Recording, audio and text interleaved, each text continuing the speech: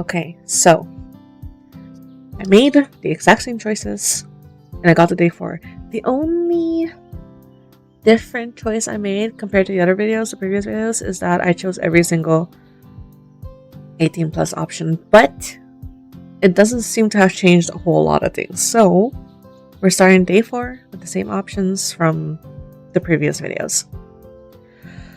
Alright, let's see.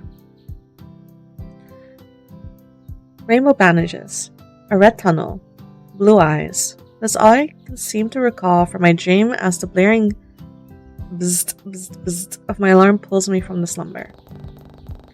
Almost groggily, I reach for my phone to turn it off and flop back onto my bed. Curious, I glance at the screen to check the time, only to get blinded by the brightness of my wallpaper. Ugh. Wincing at the bright screen that practically flashbangs me, I crack open one eye to read the numbers on the screen.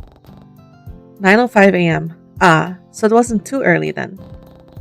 I still have plenty of time to get ready for the day and possibly make some waffles for breakfast. The batter would expire soon anyway, and I didn't really feel like visiting the bakery this morning. With that plan in mind, I let out a sleepy groan and roll out of bed. Muscle memory kicks in, and my immediate reaction is to open the blinds for some much-needed sunshine. But when I glanced at my windows, they were already pulled back. Sunlight had been pouring into my room for who knows how long, and I didn't even notice? And when did I open them? Did Ren open them? And wait, did he leave? He did. He left. I knew firsthand that he liked to wake up early, yet even after straining my ears, I couldn't hear him rattling about in my lounge room. Admittedly, I thought Ren would have wanted to stay the night after we... The heat rushes to my face as I recall what we did last night. No, it wouldn't do me any good to think about that first thing in the morning. I could always text Ren later. After all, it was still early, and I didn't want to seem clingy. Would he even think I'm being clingy? I don't know. This was not what I needed to start my day with. Deciding not to dwell on it for now, I stand up and gradually work out the kinks in my body. No way was I going to let this ruin the outing I had planned with Theo, Eleanor, and Leon. Right! Ah, that's what we're doing. I had forgotten that we agreed to go on a hangout with my ex, my coworker who's into my ex, and my childhood friend, was he? I think Leon's childhood friend? Oh yeah, I almost forgot. We were supposed to go to the aquarium today. With that in mind, I make a mental note to dress appropriately as I walk over to my closet. Absent-mindedly, I run my fingers across some of my clothes before pulling something edgy from the rack. My usual style has never let me down before, so I decide to stick with the theme and wear something similar. I pick out a few more matching pieces and accessories before giving them all a cursory glance. Feeling satisfied with the items I chose, I nod in approval before heading to the bathroom to change. I doubt the hot water would work this early in the morning, so I have a nice, refreshing shower. I doubt the hot water would work this early in the morning. Why? So having a nice, refreshing shower was definitely out of the question. Well, not that it really mattered. I needed to buy some more shampoo anyway, and... Oh? Strange. Was my toothbrush holder always this solid black color? I could have sworn it was gray. Did he change my toothbrush holder? Picking up from the shelf, I give it a once-over. The Haruka print was still there, yet it somehow felt... heavier in my hands? But then again, I don't exactly go around meticulously measuring how heavy my items are in the first place. Is it a camera? Geez, today was seriously a day of overthinking, huh? Well, whatever. Putting the holder back on the shelf, I focus my attention back on the reflection of myself in the mirror and give an appreciative nod. The outfit I chose looked perfect, and once I put everything on, all I'd have to left to decide on is how I should style my hair. What should I do? I don't know. My hair is short, my hair is mid-length, my hair is long. I don't have hair. My hair is long. I also have straight hair, I have wavy hair, I have curly hair, I have coily hair, I have braided hair. I also have locks. Oh, I have wavy hair. An idea comes to mind, and I immediately set to work. An hour flies by, and I've somehow managed to get dressed, style my hair, and finish breakfast in record time. With nothing else left to do, I decided I might as well kill time in my entryway by picking out which shoes to wear. But just as I stop in front of the shoe rack, something near the front door catches my eye. A letter? Odd. My door doesn't have a letterbox, so I usually have to visit the front desk to collect my mail. That is, if Violet doesn't bring it up for me. So what was this doing here? Curiosity gets the better of me, and I find myself scooping up the letter and opening it. Inside was nothing more than a folded note written in red ink, and... was that a lock of dark blonde hair? What the... did this belong to Kiara? A chill runs down my spine once I realize what exactly this item is, and I hesitantly scan the rest of the note for answers. It just simply read, I think she might need a new lock as well, don't you think? And don't bother warning her about this. I'll know. Let's keep this between us, alright? It'll be our little secret. What the hell? Was this somehow tied to the asshole who broke into my apartment a few days ago? Or was it someone else entirely? Though admittedly, whoever this stalker was, they were honestly doing a pretty bad job at making their intentions clear. I mean, what exactly were they trying to accomplish by doing this? Did they want me to stay away from Kiara as well? Or just keep silent? What did they get out of blackmailing me like this? And why target Kiara specifically? None of this made any sense. And now that I give it more thought, I still wasn't sure what they wanted from me either. Why go through all this trouble in the first place? It wasn't like I was doing anything wrong. Which one's Kiara again? I think that's my neighbor, right? No! It's the sister, right, the sister. Oh, I didn't know this was an option. I don't know if it was an option, like, the first, before the update. But you can see, oh. Oh, Ren's over here. They're over there, friends abroad. Where am I? I can't see myself on the map. These two are together. The sisters are together. We're in the same building. So this is our building and Ren's over outside? I guess? I don't know. This is my profile. No, because wireplane's so scary. I think it's going to rain soon.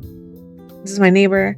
Good morning everyone. Let's make today another wonderful day. You make me so happy. Is Ren. I think therefore I am is our boss. Looking for a man to send me money. Oh, this is our friend. Don't sleep in. This is our childhood friend. Right. Wait, there's heart meters? Oh, I didn't realize this at all. Oh, hers is almost full. His is full. This is halfway? Wait, really? Anyone want to keep me company later? Our X's is empty. Good.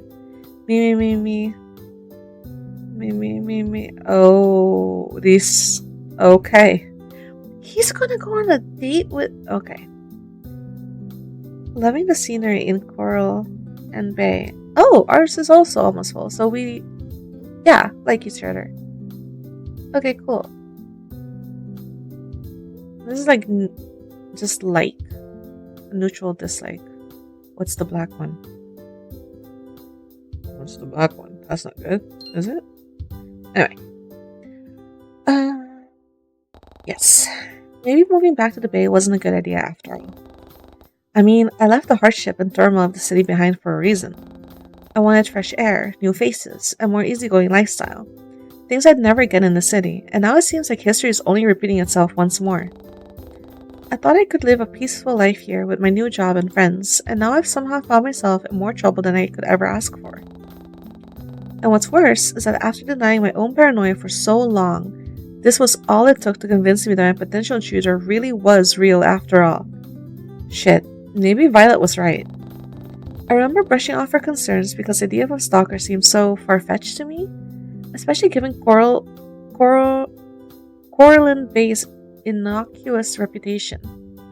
But now? Ugh. Admittedly, a big part of me wanted to see if Violet was still home, but another part kept me rooted in place. Would it be safe? What if the intruder was still lurking outside? Suddenly, my phone goes off and scares the living daylights out of me. So much so that I ended up dropping it on the hardwood floor and clambering to pick it back up in a panic. Shit. With shaking hands, I forgo looking for any dents and cracks in the screen as I try to discern the reason for the noise instead. The letter T shows up where the caller ID should be, alongside a suggestive contact photo of someone's abs I don't remember taking, which could only mean one thing. Theo was calling. It takes a few failed attempts, but I somehow managed to press the answer button and respond with a shaky tone. Hello? Well, damn, doll, you sound like you just woke up. Not planning on sleeping in, are you? What? No, Good, because I'm outside your apartment right now. Did we agree he was gonna pick me up? No. This whole thing is happening because my coworker was going to date with you. What the hell are you doing outside my apartment? Your neighborhood looks like shit, by the way. Smells like it, too. You can leave. Did you seriously call me just to make fun of where I live? I called you to tell you to hurry up, unless you want to walk to the aquarium. In fact, maybe I should just... Oh, right. We agreed that he would pick me up. Never mind. Ah, damn it. Well, if it isn't little Miss Priss all by her lonesome. Oops. She looks mad. Theo's voice practically oozes smugness as he taunts whoever it is he's talking to. Most likely Violet. Before I hear him adjust the phone and continue speaking. Oi, dollface, hurry up, won't you? I feel like dollface is supposed to be a term of endearment, but it sounds like, hey, shitface when he says it. He hangs up before I can mutter out a response. But still, knowing that Theo was downstairs somehow gives me the confidence to leave the safety of my home, though not before committing the state of my apartment to memory and triple-checking my lock. I have half a mind to quickly snap photos of everything to see if anything was touched in my absence, but I don't have enough time. Still, if my stalker does decide to come back, I'd want to know. But now that I'm thinking about photos, this gives me the perfect opportunity to splurge on some security cameras. I've been needing them for quite some time now anyway. With all this talk of violent crimes, dead bodies, and murder happening on the news lately, and now this intruder, I figured it'd be better to be safe than sorry. This is true. So deciding to let Theo suffer, even just a little bit, at the hands of Violet, I pull out my phone to scroll through some home security bundles on sale as I make my way towards the lobby. Theo ended up being uncharacteristically. I know what the word is, but for some reason I can't read it and say it uncharacteristically quiet throughout the drive. And if I were being honest, I appreciate the silence. It was definitely odd not having our typical playful banter, but it also wasn't something I needed first thing in the morning. He also doesn't seem in the mood to be disturbed, given how he clenches the wheel with one hand while the other supports his head against the window ledge like some angsty teen. So, I tried to settle further into the admittedly comfy seat of his luxury car and focus my attention on the scenery as it passes by. It isn't long before the aquarium comes into view as Theo looks around for a decent place to park. We must have picked a busy day to visit, considering the amount of cars parked both outside and in the resort parking area, though Theo seemed to have somewhere in mind. I watch as he drives straight past a very clear label no-go zone and pulls up into one of the empty spaces without so much as a reaction. He doesn't even wait for me to get out before he opens his door and walks to the front of the car, and not wanting to be left behind, I quickly follow suit. Theo? I was about to question whether he was allowed to park in the employee zone in the first place, but given how he shamelessly pulls down one of the warning signs and tosses it into a bush, I figured that was my answer. It doesn't take long before he's right by my side once more and ushers me towards the front entrance. What is his problem? I almost stumble over my feet as Theo pulls me along, but not before almost bowling him over as he abruptly stops in front of me. Huh, look at that. Almost like a loyal dog, isn't he? Glancing in the direction he was pointing, I see Leon sitting on one of the benches as he absentmindedly watches people go by. And once he catches sight of us, he immediately leaps to his feet and rushes over with a wave and a warm smile. It's a good thing he doesn't bite. At that snarky comment, I nudge Theo with my elbow and send him an eye roll. I doubt he takes any notice of it though, since Leon's arrival takes up all of our attention. Heyo, you look good, sunfish? You're not so bad yourself, Oarfish. Hello, I'm here too. Eleanor hasn't arrived yet? Scoffing at our playful dismissal, Theo cracks a joint in his neck and crosses his tattooed arms. However, he doesn't seem to stray from his spot, which meant that he still had an interest in our conversation. At his almost childlike reaction, Leo shoots his friend a cheeky, loop-sided smile before continuing. I'm sure she's on her way. She said something about wanting to get her steps in our group chat. Is that why she didn't want Theo picking her up? And actually, I don't know if you realize, but you guys were 15 minutes early. Really? Pfft, no thanks to Theo speeding, I guess. And what about you? I'm guessing you had to walk all the way here, right? Huh, nothing wrong with getting a little bit of exercise in the morning. I'm sure Eleanor would agree. And I just got here, actually. Really? Because it looks like you were sitting on that bench for a while. I just sat down.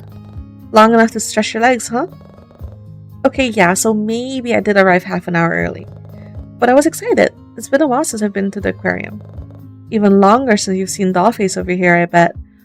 What is wrong with you? Relax. Huh? Can you blame me? We've been separated for years. Now we're finally reunited again. It must be fate. No. Destiny. Huh?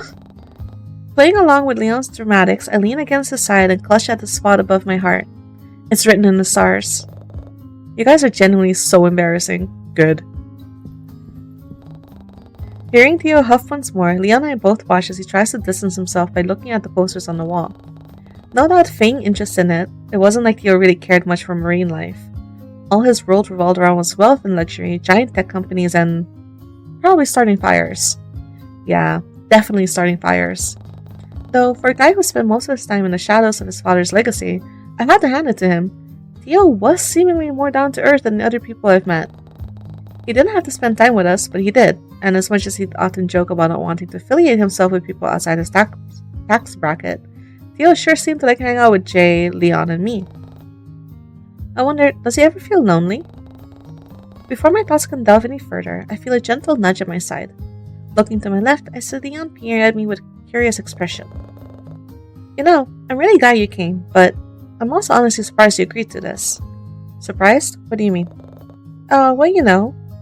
Is Ren okay with this? Ren? The guy we met at the pier the other day? He said something about being your boyfriend? Ooh. Did I not tell him? Alright, my boyfriend. Ren isn't my boyfriend. I think? No, I did say. In one of the options, I clarified that he is. Whether or not it was because I wanted to stake my claim over Ren, or because he confidently declared himself as my boyfriend a few days ago, I couldn't help but let it slip.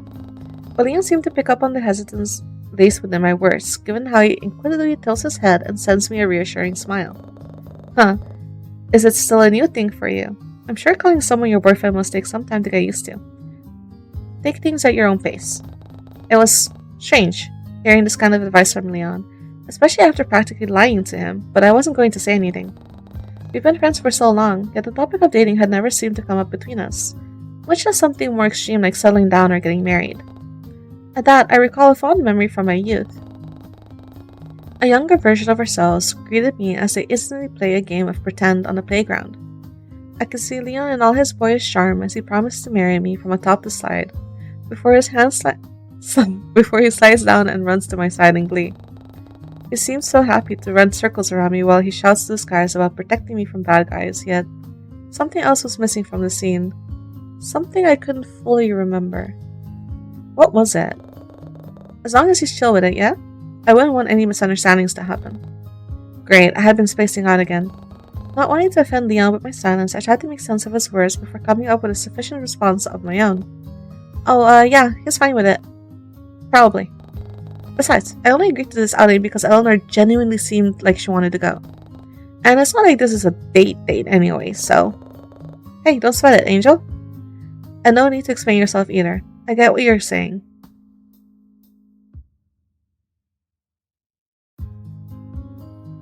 Since when do you call me Angel? I thought the other guy called me Angel and you called me Sunfish. I'm sure I read. Leon cuts himself off when he notices something behind me. And when I turn around to look, I see Eleanor running up to the group with a flushed expression on her face. But as she draws near, she clumsily trips on a stray piece of cobble and stumbles forward. Without thinking, I lurch forward to close the gap between us, but Theo's muscular arm beats me to it. Oh! Almost effortlessly, he reaches out to catch her, almost like those cliché romance movies, except Not at all, because Theo was allergic to anything romantic. Ooh, he likes her. He's an asshole, though. A fact that emphasized by the look of pure disdain on his face as he pulls my coworker onto her feet. Oh. I guess not. Eleanor seems to be blissfully enjoying every moment of it, though, seeing as she practically clutches onto his bicep while looking up with wide, sparkling eyes. In fact, I doubt she's even aware of our presence with how she stays rooted in Theo's awkward embrace. Looks like she really fell for him, huh? You're as bad as Jay with those puns. He's rubbing off on me. Come on, let's go see if she's okay. As it turns out, Eleanor really was okay being cradled inside the arms of Theo. But the moment only lasts until Leon and I rejoin the group with a knowing smile on our faces. Theo aptly chooses not to say anything, and out of solidarity, or perhaps future blackmail, neither do we. And soon enough, we all found ourselves waiting in line to buy admission tickets. Eleanor happily takes photos of us while Theo scrolls through his phone, and Leon stands beside me to look at all the colorful fish in the small tanks. He's just on his phone when we're all hanging out? This fucking guy. This is all rather exciting, don't you think? Really? It's just fish. I mean... Oi, come on, mate. Show a bit more enthusiasm, yeah? If you love him that much, wait till you find out what's at the beach. I want to apologize in advance for him. No, it's fine. I'm sure Theo has other interests that excite him. Fishes aren't particularly one of them. Want to know what makes me excited? Oh my god. Leon and I both share a look before rolling our eyes. Breaking taillights and slashing tires. Why is the rich kid a criminal? Wait. Slashing tires? Isn't that illegal? Probably. I'm just messing with you, princess. Loosen up a little. All too quickly, the lighthearted mood gets replaced with something serious as Leon's phone starts buzzing. Recognition flashes across my childhood friend's face as he looks at the screen before he awkwardly scratches the back of his neck and points towards the entrance with his thumb. Sorry guys, give me a second. Without waiting for a response, Leon makes a beeline for the front door. After a few seconds, I see his figure emerge from outside with large windows, pacing back and forth on the sidewalk as he talks to someone on the phone. Judging by the solemn expression on his face, I can only guess that the call isn't a good one. I sure hope everything is alright. Too caught up with Leon's shift in demeanor, I barely notice how Eleanor's hand gently pushes Theo and I forward so they can speak to the clerk at the front desk. Broad tattooed shoulders now block my view from the window, which causes me to shift my attention back to the present. But Theo doesn't seem to notice my lack of focus, or perhaps he just doesn't care, as he pulls out a black card from his wallet and leans over for me to hand it to the woman behind the counter. He could have gone without the nonchalant, smug look on his face, but I wasn't about to say anything when he was literally about to pay for my admission fee. But before I could, begrudgingly, thank him, Eleanor's excited voice cuts me off.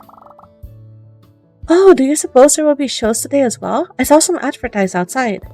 Oh yeah? I wasn't paying much attention to them. I hope there'll be penguins. Perhaps Leon would enjoy them. What about me? You? I don't suppose you like sharks? I can hear the clerk shouting with the information of the latest hotspots and what shows we're playing, but I shut it all out when I notice Leon standing idly near the doorway, still sporting that concerned look on his face. Without missing a beat, I make my way over to his side and spare him an apathetic glance. Empathetic. I'm real sorry about all that, Angel. Something's come up involving my mom at the hospital. Oh no, is everything okay? Yeah, nah, mom's fine. It's just some important paperwork I need to fill out for her behalf. You know, since Dad is still working abroad and all. I'm sorry, but I really gotta go. I'll try to come back as soon as I'm... Hey, don't sweat it.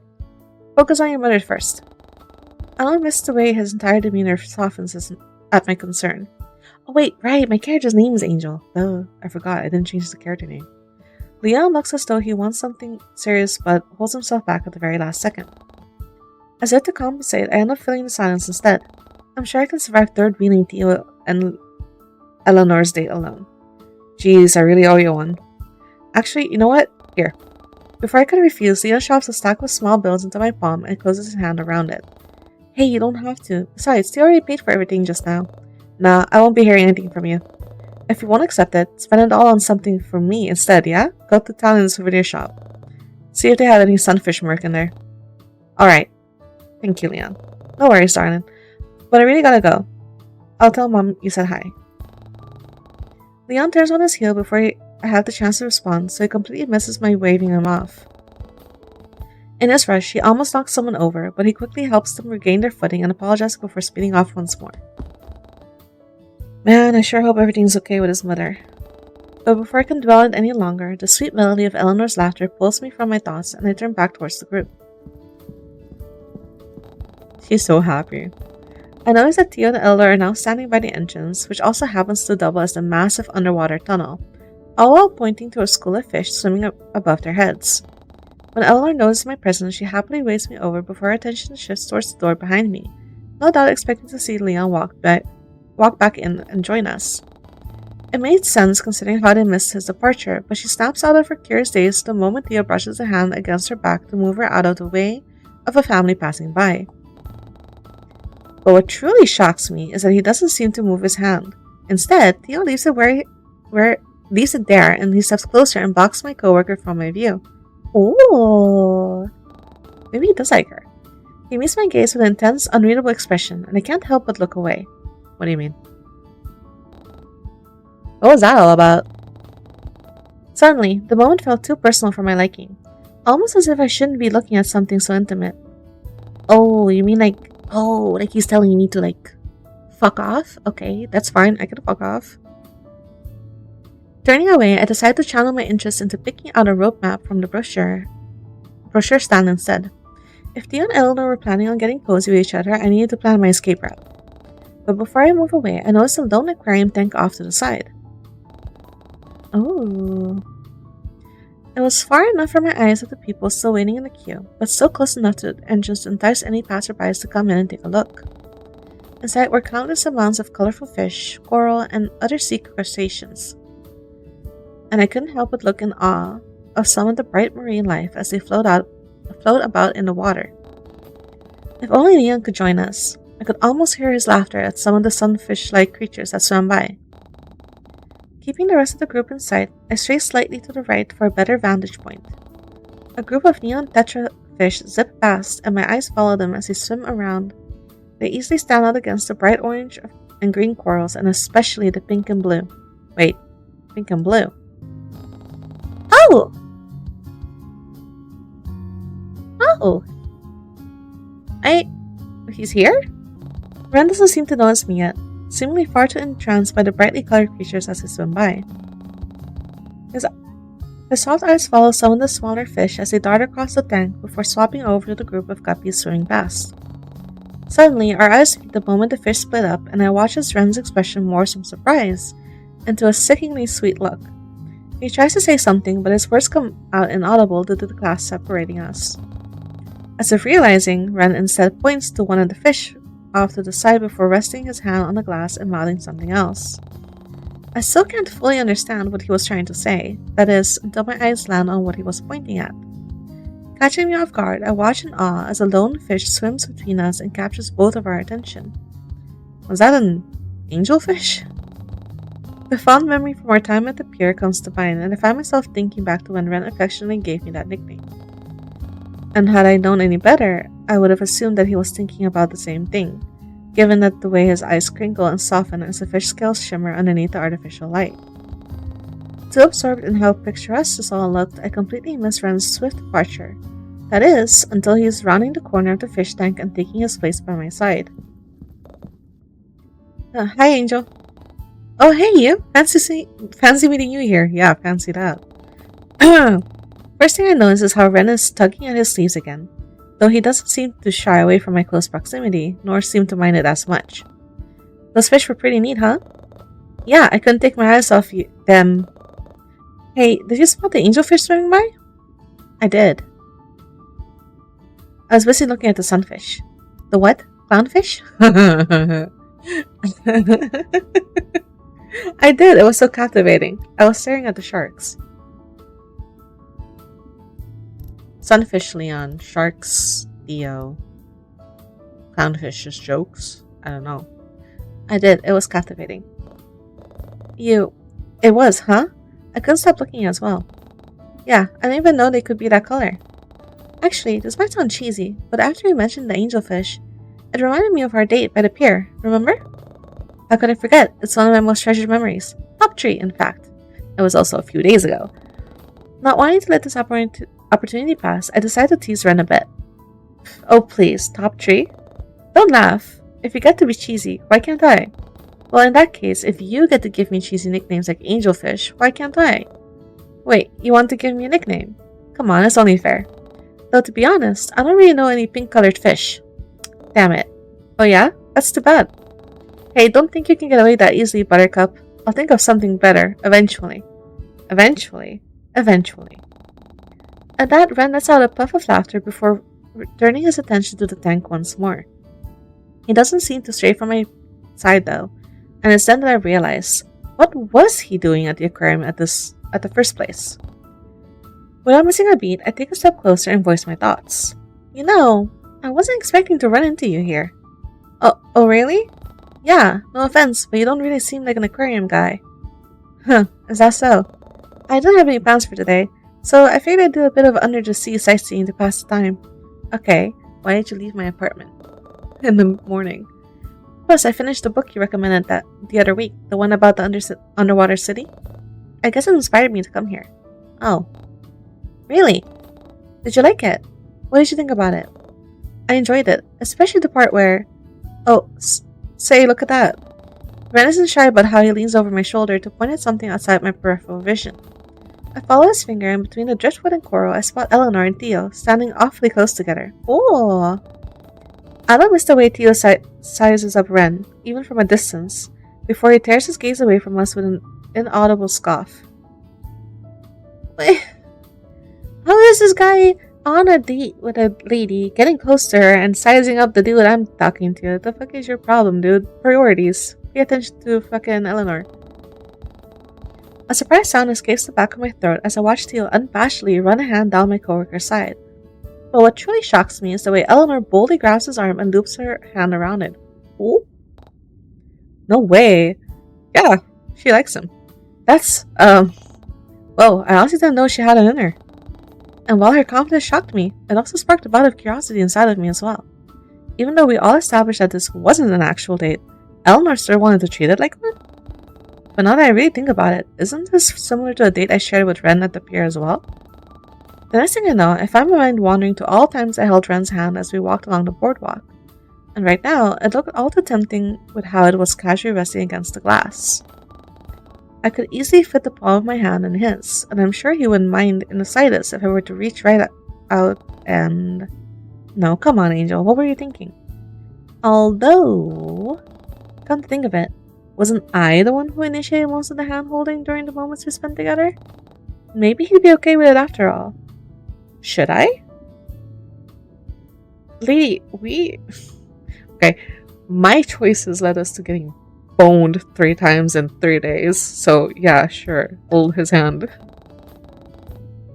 Before I can talk myself out of it, I reached out and slipped my fingers between Ren's palms and the glass of the tank. His skin feels uncharacteristically coarse and rough against my own, but before I can question it, I brush against something cold and metallic instead. Daring a curious peek, I look down and notice a golden ring on one of his fingers. Is he married? In fact, it appears to look vaguely similar to the one around his neck. Is he a widow? But as soon as I open my mouth to ask, Rand casually slips his fingers between my own to entwine them. He gives me a soft smile, almost as if he knew this was going to happen, before Eleanor's voice pulls me back to the present. Angel, there you are! Why didn't you say anything earlier, Thea? Where'd Pretty Boy run off to? Princess over here said he had to leave earlier. And damn, isn't it? If it isn't Buttercup, it's Ren, actually. Not this again. Before the two can have the chance to butt heads, I carefully step in and interrupt. Something came up at the hospital, so Leon had to go. Oh dear, I hope everything is okay. He assured me that everything's fine, so I wouldn't stress too much about it. I watch as Eleanor shuffles on her feet in contemplation before noticing the item still grasped carefully in her hands.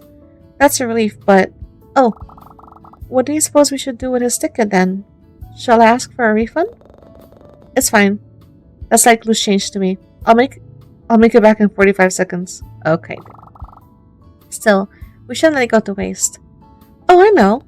Eleanor's expression shifts from revelation to something more cheeky as she turns to me with a small, knowing grin. She leans close enough to whisper, but doesn't seem all that quiet about it. Here, why don't you give the ticket to your lover boy? Lover boy? You gotta be joking. Should I tell you all about how our lovely angel has a secret admirer and how he often rents out her books from the Eleanor? I feel like I'm missing some context here. Almost hastily, I snatched the ticket from Eleanor's hand and ushered Ren inside the tunnel, away from my gossiping coworker and Theo's smug grin. I've already noticed the time passing with all the fun I'm having, and before I know it, almost 2 hours go by in a blur. I'd initially been so fixated on being a third wheel that I completely forgot about the exciting things people could do at the aquarium. Eleanor seemed all too happy to snap pictures of everything, ranging from Ren and I petting some stingrays, to Theo getting splashed by a seal and all the giant sea creatures that swam around in the overhead tanks. By the time I noticed my feet started to hurt, we had all made it to the small food court conveniently placed at the end of the main attractions. Eleanor used this as an opportunity to use the restroom while Theo wandered off to who knows where, so Ren and I were left to look for a place for us to sit down and rest. But we didn't get far before the light sounds of footsteps drew closer once more. Angel, Ren, there you are. Sorry for the wait. I ran into Theo earlier while he was talking to one of our tour guides. He's a friend, and I wanted to talk to him. You didn't need to wait for me. Oh, but you said you were lost and needed help. I needed help with something urgent? Oh, come on, Princess, no need to act coy. Surely people say the same thing to you at the library, right? Well, yes, I suppose they do, but I don't see what that has to do with me waiting for you. Or acting coy, for that matter. You're adorable when you're clueless. Anyway, either of you hungry yet? It's past noon, and I'm worried Theo won't put his pride aside and admit that he's hungry. Excuse me? Oh, am I wrong? I could have sworn I heard your stomach growling earlier. Now who's acting coy? First of all, when did they reunite without me noticing? And secondly, was Theo embarrassed? It seems to be working out for them. There was no way I was going to let this opportunity pass. Aw, is the big baby hungry? Didn't eat breakfast this morning, did you? I did. Unlike you, I can afford to eat whenever I want. Fuck this guy. Though it came out blunt and harsh, I knew Theo was only joking. Was he? Then why don't I go and get us all something to eat? Any preferences? Allergies you should be made aware of. Aw, why do you care, princess? You planning to kill me or something? It's only natural to worry about the health of others. I wouldn't want to give you something you're allergic to. Besides, everyone deserves to be cared for. He's blushing. Good.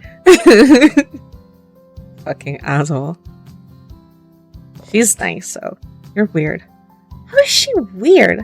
She's nice. What was that? I said wasabi. I'm allergic to wasabi. Yeah, I bet you are. Wasabi, huh? I see. And what about Eolot? Any preferences? Do you think they have any croissants? I've been having a really bad craving for it recently. Then in that case, I'll have a... Before I can voice my preferences, Theo cuts me off by pulling out his wallet and handing it to my coworker. Eleanor takes it from him without complaint, but pairs it with a curious look and a slight tilt of their head. Get whatever, I need to have a word with Dollface over here. Huh? Huh? Wait, how come I don't get to say what I want to eat? Fuck you. I don't get the chance to fully respond before Theo directs me towards the opening of the food court. But I barely get 3 steps away before I feel a gentle tug at my sleeve. Curious, I glance back only to find Ren sprouting a pout on his soft features. Relax, Buttercup, you'll get her back in one piece. Now that I think about it, it was kind of out of the blue for Theo to be acting like this. I mean, since when did he ever want to talk about something serious? With that revelation in mind, I offer Ren a reassuring look and give him his arm a comforting squeeze. I'm sure it'll only be a few minutes. Maybe it's about Leon's mom? Oh. His eyes flicker between me and Theo a few times before it lands on my hand still resting on his arm, and he lets out an inaudible sigh. Okay, I'll wait for you here. No, stay where Princess can see you, unless you want her to freak out and think we ditched. Her name is Eleanor, you know? Whoa, amazing, whatever, come on, let's go. Without another word, Theo nudges me in the right direction, leaving Ren all alone and confused. What do you want? Following closely behind, Theo leads me to a quiet corner near the food court before turning around and boxing me in with his large arms. What the fuck do you want? He casually leans his weight to one side before finally speaking. Is he trying to hide what he's saying? Hey, so I've got this fun idea. Is it slashing tires or arson? Seriously? I thought you wanted to talk about something urgent. Damn, could you be a little less loud about it? And a matter of fact, yes, I do. No, you always say, I've got an idea, and it turns out to be something illegal, like trespassing or vandalism. Ah, isn't that the whole point of an idea? He was not serious. We are not about to disclose the logistics behind.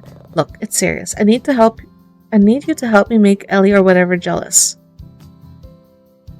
Huh? She's getting a bit too clingy for my taste, and I might even get Buttercup to ease up on all the juvenile puppy love shit. What? She's getting a bit too clingy for my taste. So you want to make her jealous? And I might even get Buttercup to ease up on all the juvenile puppy love shit. I like the puppy love shit. And also, I'm pretty sure he's a serial killer. You might not want to do that. You seriously don't think he's being too clingy? He's practically glued himself to your side the entire day. Yeah, that's nice. Oh please, you're one to talk. You always used to do this to me back when we were dating. He was clingy? Remember all those parties you invited me to, back when we both used to live in the city? You always left me by myself so you could go mess around with other people. Oh. At one point, I had to ask Jay to take me home because you didn't come back. You're not seriously bringing this up again, are you? This asshole. Who do you think asked Jay to pick you up in the first place? And I know you. You always hated getting in trouble with the law. Why would I bring you along and get you involved in that shit? What about you just lay off? Plus, I'd appreciate it if you didn't lump all my interests into just messing around. Is that seriously what you think of me? Yes. Am I just some serial cheating sleazebag to you? Are you a serial cheating sleazebag? Well, no, but... And like I've told you a million times, doll, we were never dating. You came to that conclusion by yourself. I mean, he's blunt. Did she just come to that conclusion? I don't know. Excuse me? I mean, when have I ever said we were exclusive? At what point did I ever call you my girlfriend? Every time you asked me what we were, I told you it was just something casual, nothing more. Sure, you got special treatment, but that's only because I saw you as a friend instead of someone I can just screw around with. You don't see me going after Jay or Leon for the same reasons, do you? Ooh, okay. I guess, but still. For what it's worth, I'm sorry for giving you the wrong impression. But you knew from the damn start that I wouldn't be down for those kind of relationships. Okay. I told you this from the very beginning, Dollface, but whatever we had going on between us, it was never meant to be something serious. You were the one who got too attached and clingy. And now the same damn thing is happening all over again with that blonde friend of yours. Then why did you ask her out on a date, idiot?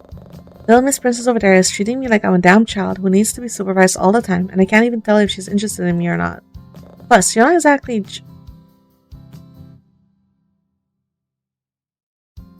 You're not exactly what? No, never mind. Either my idea works out and this gathering gets more interesting, or she realizes I'm not the type to be babied and backs off. While I had to jump through hoops and hurdles to understand it, Theo did have a point, but everything about this idea still felt wrong. Regardless if I agree or not, if Eleanor saw us flirting, wouldn't she just assume that you're not interested in her at all? Besides, I'd never betray her like that. Who said anything about flirting? Shit, you really are into me, aren't you? Can't say I'm flattered. Can't say I'm flattered, doll. Well, I want you to be flattered anyway, and I'm not into you. Excuse me? All I was gonna do was ignore her for a bit, make them think you're more entertaining or something. I mean, it's almost worked with that tour guide from earlier. But if you want to cling to my arm too, by all means, beautiful, go ahead. Eleanor can do so much better than this guy. Like, can I just tell her that he's an asshole? Just try not to get attached again this time. I hope you fucking fall out of a window. Not a high up window, first floor story, just like enough to bump his head. You're so insufferable.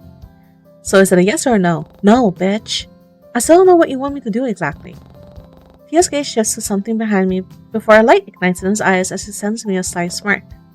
Just follow my lead. Oh no, this is the worst fucking idea.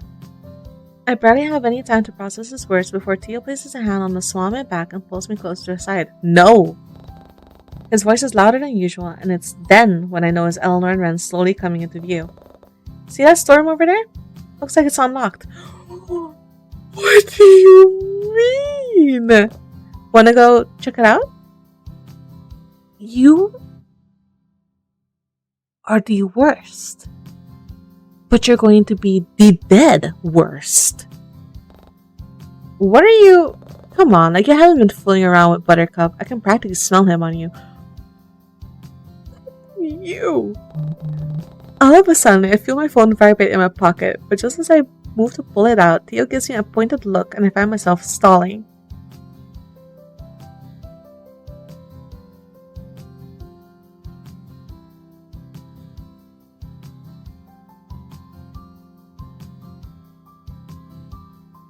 No, this is bad. This is a bad fucking idea. Wait. Okay. I 100% would just stay where I am. Wait for Ren to notice you. No, refuse to stay where you are. At that, he peers at me with a bored expression before rolling his eyes. Oh, don't be like that. Come on, Theo, this is a stupid idea. Stupid? You're joking. Look, as much as I want to help you out, I don't really think this is going to accomplish, well, anything. Besides, it doesn't seem fair to Eleanor either. Is that what you really think? Fine, whatever. I should have asked Buttercup to help me instead. Got anything else to add? If not, let's head back. How would Buttercup help you? Without another word, Theo drops his hand and walks away, leaving me to chill behind.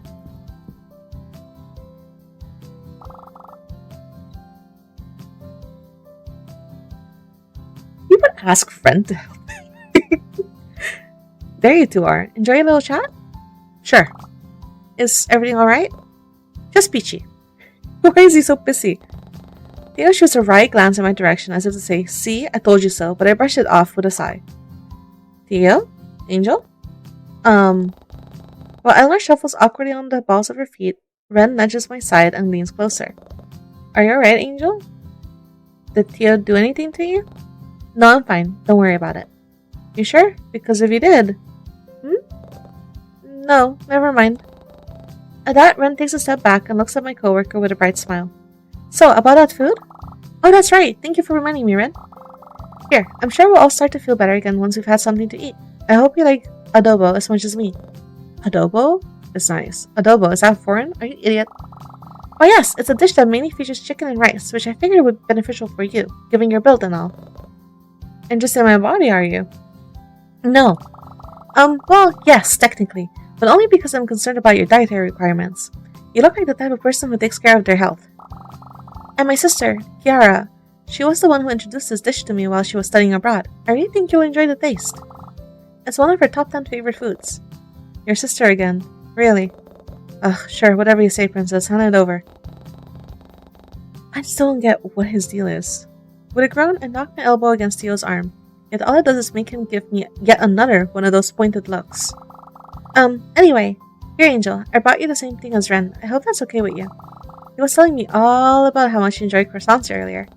But before I can take the takeaway back from her grasp, Eleanor loops her arm in mine and tugs me away from the group. There's a cheeky grin on her face, which could only mean one thing. But first, what did you two have a talk about? And there it was. Once my gossip coworker got started, there was no holding her back. Nothing important. Theo just needed some help with something. Oh, is everything alright now? I watched as Eleanor peers over my shoulder to look at Theo, who was still within earshot. Shit. Does he still need help?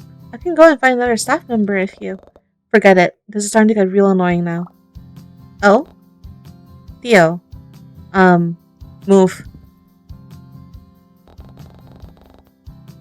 Theo doesn't wait for a response as he shoulders past Ren and makes his way towards one of the exits. Did I say something wrong? No, Nori. Perhaps I should go and apologize. No, you didn't do anything wrong here. I'll go and talk to him. You stay here with Ren. Wait. You don't have to, Angel. Before I can follow after Theo, I feel someone tug at the sleeves of my jacket. Ren?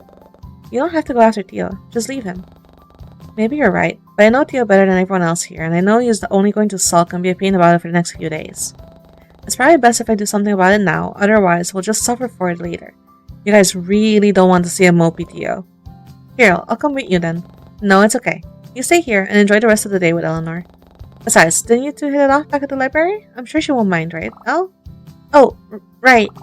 I do hope I didn't bore you to death with all my talk about native flowers. What? I mean, no, not at all. But, Angel, did I really look like that to you? Because before Ren could finish his sentence, my eyes wandered towards Theo's figure slipping through the crowd of people as he pulls out his phone. And before I realize it, my feet start to move on autopilot as I chase after him. Sorry, but I really need to. Ugh, he's already gone. Ugh. I'll be back, promise.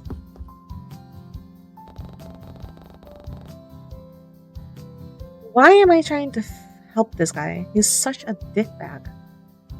Now leaving the two of them behind, I make my way towards the opening of the food court and through the seemingly endless maze of fish tanks. Pushing open the heavy doors to the back entrance, I aimlessly peer down the hallway and search for my grumpy and perhaps even childish friend. My instincts tell me to head towards the hustle and bustle of the main street, but as I round the corner, I bump into someone's chest. Whoa, sorry, I guess I was looking where— Wait, Angel? Leon, what are you doing here?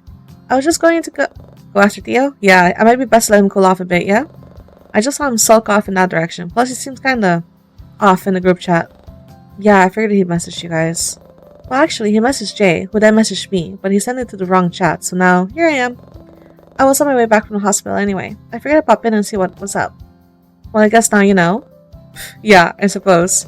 But look, seeing as Jay is aware of everything now, maybe it's best to let him handle Theo, yeah? You think so? Leon gives me a non-comical shrug of his shoulder before gesturing for me to follow him. It might help diffuse the situation. I mean, Jay has known him since elementary school. If he's able to put up with Theo for that long, then I'm sure he'll be better help than us. Maybe you're right.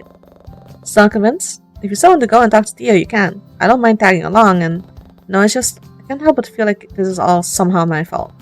I mean, I know it's not, but you know how Theo can get, especially when he's told not to do something.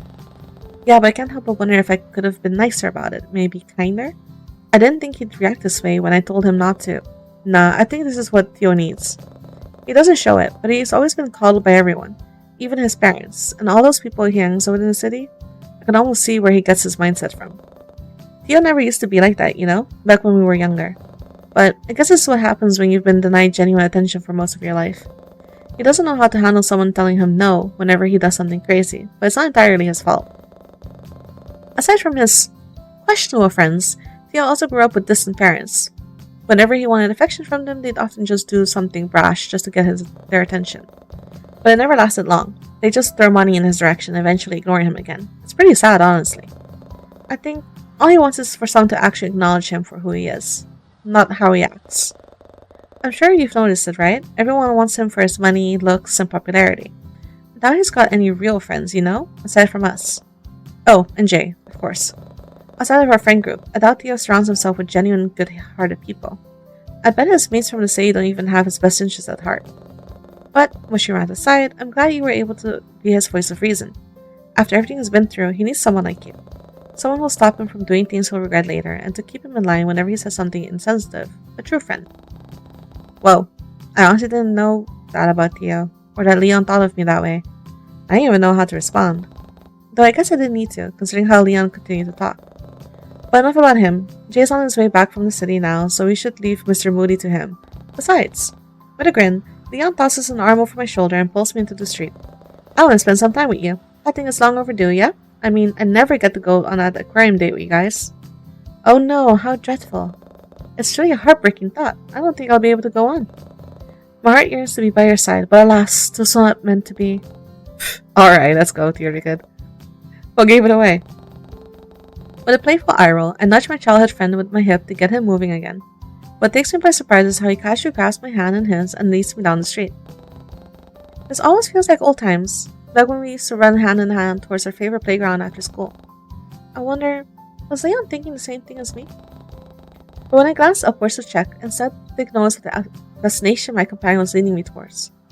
After all, the massive umbrella made it hard to miss. A soft smile pulls at my features from the nostalgic sight before me, and I give Leon's hand a gentle squeeze to let him know about my excitement. I can feel him do the same to my hand in return, which only makes my grin grow even wider. An ice cream stand, huh? Yeah, it's been a while since we visited one of these, hasn't it? That's true. I wonder if they still sell those wacky flavors. Did you just call my favorite flavor wacky? I can't believe it. Why, I would never. Oh, really? Do you even remember what it is? It's... I like mint chocolate chip. Am I supposed to know his favorite flavor? I don't think so. Neapolitan? You got it. See, I know you'd remember it. I never doubted you for a second, Darl. How could I forget? The only reason it's your favorite is because it's like 3 flavors in one. Exactly. And all for the same price as one, too. That's kind of like cheating, isn't it? Oh yeah, that sounds more like jealousy to me. Oh please. Don't worry, I wouldn't mind sharing my ice cream with you. Germs too. Ew. Gross. Anyway, now it's your turn. Huh? Oh. Are you going to guess? Of course I am. It's only fair. And also because I remember your favorite flavor too. Is that so? I mean, as long as it hasn't changed over the years. No, it's still the same. Then... There was no way he was going to guess correctly. But now that I think about it, what is my favorite ice cream flavor? I should probably have one in mind before he guesses.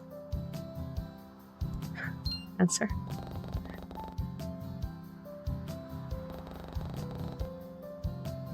Oh, I had to write down the answer. It's mint chocolate chip. How did you... Sunfish, I think it's time I told you. I'm a mind reader. Okay. Well, what number am I thinking of right now? 4? No, 60. 4.60? What? That's such a specific number. Yeah, well, that's how much we owe this fine gentleman. With a smile, he gestured towards the person who serves us the ice cream. Not wanting to take the people in line wait any longer, I fished out the loose change Leon gave me earlier and paid for our dessert. Seemingly satisfied, we make our way down the footpath to find somewhere to sit and eat. Eventually, Leon leads me to a nearby park where we plop down on one of the benches and kick up our feet. We spent a long while just chatting and catching each other up on all things that happened in our lives during our time apart. And soon enough, all of our ice cream was gone and the sun was slowly beginning to set. A comfortable silence blankets the both of us as Leon casually throws his arm behind his head and closes his eyes. He seems at peace like this, almost as if the trees of his day-to-day life had been stripped away. But even with Leon's eyes closed, I couldn't help but feel like someone or something was watching me. An eerie feeling washes over me, and I cast a hesitant glance over my shoulder to spot anything out of place. Nothing but the gentle rustle of foliage in the wind greets me, and yet I still couldn't seem to shake off the lingering feeling of something hiding behind one of the bushes. What if it was my... just as I was finally starting to relax and unwind again, I went and ruined it all by getting worked up once more. Quietly slapping my cheeks, I tried to expel those thoughts from my mind. But the sound it made must have been louder than it felt, because Leon's golden eyes soon blinked open to look in my direction. Hey, sorry, I almost dozed off there. It's so peaceful out here. I could probably fall asleep. Whoa, check that out. I followed Leon's finger towards the sky, only to notice ominous dark clouds rolling in from the distance. You're kidding. Was it seriously about to start raining again? But now that I look closer, do clouds normally get that dark? Even from afar, it almost looks like black smoke enveloping some of the taller buildings in the heart of Coraline Bay. It almost seemed unnatural. All too quickly, the soft timbre of Leon's voice cuts through my thoughts. As fun as the day has been, we should probably head back before it starts pissing down buckets, yeah? Here, I'll walk you home. He offers a hand to help me up from the bench, and just as I take it, I hear a twig snapping from somewhere behind me. But before I can react, the muted sound of thunder cuts me off. Thanks, Leon, but your place is the opposite direction, isn't it? I wouldn't want to make you walk all the way back. Nah, it'll be fine. I don't mind walking. What if it starts raining? A little rain never hurt anyone. Something tells me it won't be a little bit of rain. Actually, yeah, you might be right. Gasp. Me? Being right? Could it be? What date is it? Is there a blue moon? You're an asshole. Knock it off. But hey, are you sure you don't want me to walk you home? I'm sure. Besides, I could use some alone time. The past few days have been hectic, to say the least. Yeah, well, so long as you don't stress yourself out or anything. If you need to vent, you know who to call. Theo? Definitely not Theo. Despite saying that I'd be perfectly fine walking home alone on my own, Leon ended up accompanying me to the entrance of my apartment complex before finally parting ways. It was nice being able to catch up with him like this, and I genuinely find myself wondering if we could do it again in the future. But as I make my way towards my door, my eyes wander towards a small box sitting atop my doormat. What the... Panic flashes through me at the thought of being another gift from my supposed stalker. But then I remembered the purchase I made this morning. Oh, the security. Right. Ah, that must be my security cameras. Deftly picking it up, I put it under my arm as I fish for my keys in one of my pockets. But as I do so, I barely make out the sound of something behind me. Muffled footsteps echo from somewhere down the stairwell, indicating that someone was there and that they were getting close. It could be your neighbor. The thought alone sends a surge of panic through my body as I tense up. Was that? I desperately try to ignore the sudden dread of anxiety building up as my hand fumbles to unlock the door. Just a few more twists and clicks on my key before, oh my god. Fucking, what did he say? Angel, I'm glad I caught you. Jeez, you almost gave me a heart attack. Huh? Oh, sorry. It's fine. What are you doing here? Stealing my nerves, I try to calm down my rapid heartbeat and meet Ren's gaze. There's a flicker of worry in his eyes, but it all fades away the moment he takes a step closer to me. I don't suppose you're missing something, are you? Huh? I tried to recount all the things I've been carrying around today, but when nothing of note comes to mind, Ren shoots me a bright smile and pulls something from behind my back. It was... Oh, my phone! And our food from earlier? I figured you didn't have dinner yet. I also had something extra in there as well. As if realizing how suspicious his words sounded, Ren's cheeks immediately flush a deep red as he backtracks and stutters out a response. A dessert. It's a dessert. I brought it on the way here. You don't have to eat it though. Oh? How did I not know I didn't have my phone the whole time? When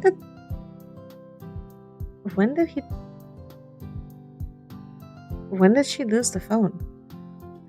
Peering into the bag, still being held tightly in Ren's grasp, I noticed the food, an adorable angel fish plushie, and was that the small cup of vanilla ice cream sitting on top? Before I can stoop any further, his soft voice interrupts my train of thoughts. Actually, your coworker seems really worried about you too. She wanted to be the one to drop these off, but something came up. As for your phone, you left it near the storage closet. Here. Oh. I left it near the storage closet? As if noticing my current predicament, Ren looks at my occupied arms before giving me another soft smile.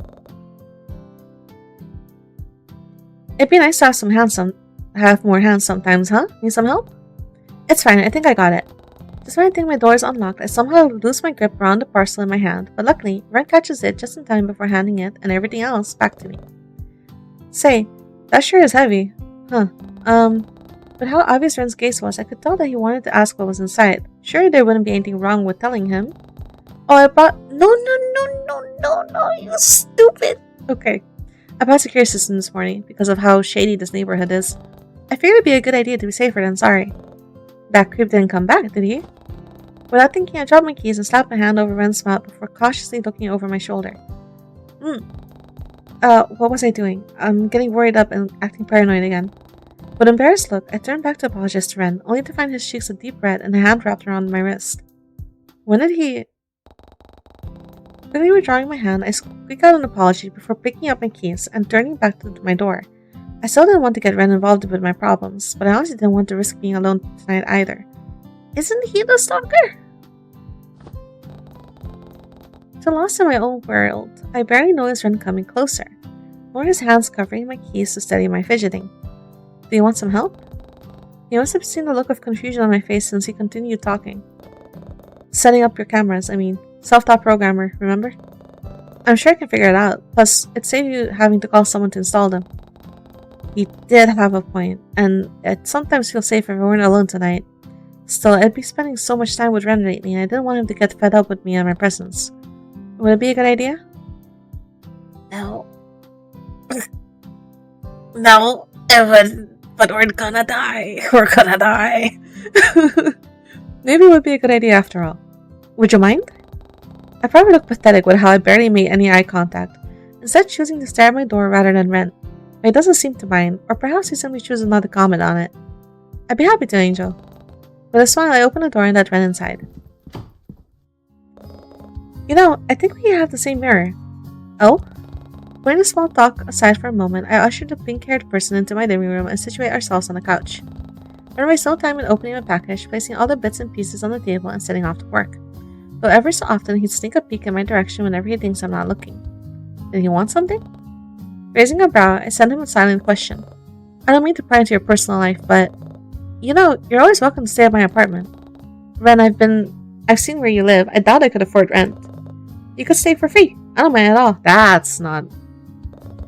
And I'm more than capable of covering the cost. Yes, but I'd make a good, I'd make a real good roommate too. I always clean up after myself, and I wouldn't mind doing the same for you as well. Only if you're fine with it though. And I can cook as well. Laundry, cleaning, repairing things around the house, yard work. I can do it all for you, really. Yard work in an apartment? Wait, you have a yard? Man, I can really fit a lot into those upscale apartments, huh? Well, no, I don't. But I used to do the gardening and used the lawnmower a lot when I was younger.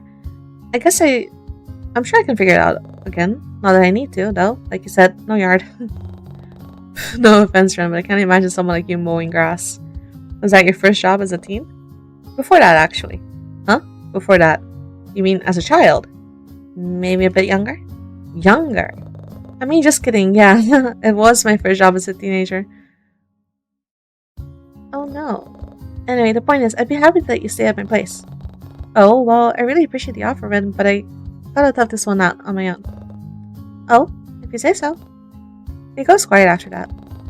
Picking up the manual, Ren tries to busy himself with learning how to connect the cameras to my Wi-Fi, before tossing it aside and doing it his own way. Ah, yes, great. Not following the manual. Fantastic. Deciding not to get in the way, I curl up on the couch with my food and simply observe him. I won't lie. Watching Ren's hand deftly connect cables and unscrew plates was kind of attractive, but I wasn't about to say anything. And soon enough, the events of the evening slowly draw out as I start to feel the telltale signs of weariness take hold of me. I try my best to muffle my yawn before I glance up at the clock on the wall to read time. Just past midnight. Damn, I hadn't realized we'd been at this for so long. Tired? Ren's voice startles me, and I glance back to see what he had already put down the cameras and was reclining in the seat to fully look at me. Kinda. It's been a long day. You can head to bed if you want. I'll set this all up and lock up once I'm done. No, I want to see you set up the security cameras with my eyeballs. You're still going to go home after this. You want me to stay? Did I? Strange. Perhaps it was because we'd been spending so much time together, but I somehow grown fond of Ren's presence. It was comforting to have him near, though I wasn't about to tell him that, so with an affirmative nod, I make the decision. Yeah, I do. Oh. Ren's grin practically reaches his ears as he laughs to himself. Okay. Okay, sure. No problem. I can't help but playfully roll my eyes at his enthusiasm. Well then, why don't I get some pillows and a blanket and we can camp out here for the night? Just like a sleepover. Sure. I want a sleepover. That sounds fun. His toothy grin reminds me of my childhood days, back when I begged all the adults to let some of my friends from school stay the night. With all of us wrapped up in patterned blankets, I'd cuddle up on the couch with everyone until we'd all fall asleep. But it wasn't Leon who came to mind, it was someone else? Their face was blurry, but I could make out tufts of black hair from within the blankets surrounding us, and the same toothy grin Rin was giving me.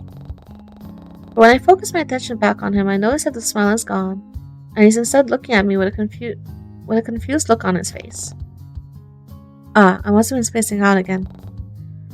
Sorry, I'll go get those pillows now. Let me know if you need any help. Ren's response gets drowned out as I flee into the hallway. It took a while, but Ren managed to set the cameras up and hook up all to an app on my phone, all while I made myself comfortable on the couch. He explained how to use it, but if I were being honest, I started to nod off once he started geeking out about the different kinds of alarm buttons. Before I know it, my head falls onto his shoulder with a soft thump, and I feel Ren's body shake as he lets out a faint laugh. Something moves from the chair next to him before a warm duvet is wrapped around my shoulders. I can feel Ren pull me to the side before we both fall backwards onto the couch. His chest softens the blow, and with one of his hands gently threading through my hair, I slowly start to drift off. Nostalgia greets me once more, and before my consciousness fades away, I try to chase after the foggy memory that had been plaguing my brain as of late. Those 3 kids laughing and playing together near a lake. Who were they? And who was the one that stayed right by my side even after everyone else went home? Almost desperately, I tried to recall their face, or any of their defining features, really. At this point, I'd take anything. But it's all for naught when I feel Ren's lips fall to the crown of my head to place a chaste kiss. Leon is a childhood friend, right? So it would be her, Leon, and then I'm guessing Ren? Sleep well, Angel. With his comforting voice in my mind, I slowly start to slip away. Let's go into the storeroom. With a wink, he leans closer and whispers against the shell of my ear. Smart choice, doll. Is it? I feel like it's not. I feel like I'm okay with the other choice. One of Tia's large hands rests atop the one holding my phone before he uses it to gently tug me along and shuts the door behind us. Oh, that's where I lost the phone because I got a text, right? Right. Okay. Darkness envelops the both of us as I strain to make out the sound of Theo's shuffling in order to pinpoint where he is. Ugh, I seriously can't believe you roped me into doing this. This is my side, don't cross that line. What line? The line I just drew with my fingers. Theo, I can barely see anything in here. Well, almost. Even in the corner of the dark room, I can still make out the faint shape of boxes on the shelf, along a dirty mop and cleaning supplies that Theo made sure to put me near. Shit, I hope I wasn't standing in anything. But just as I pull out my phone to use the flashlight and check, bright overhead lights flood the confined space as Ren and Eleanor's concerned faces appear from behind the door.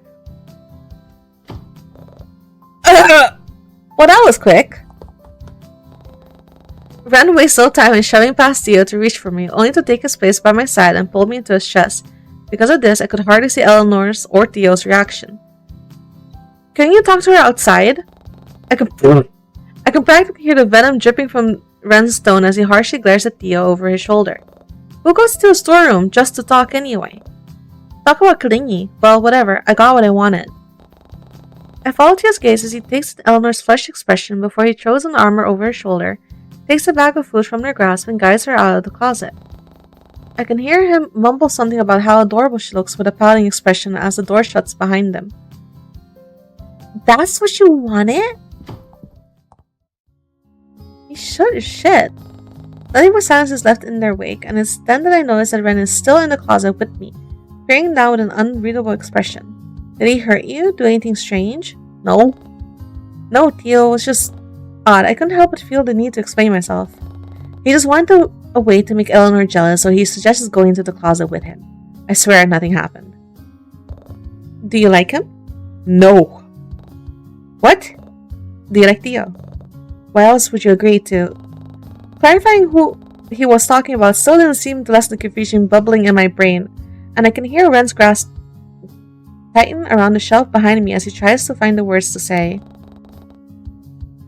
His breath comes out staggered now, and his gaze isn't any less intense. No, I actually... No!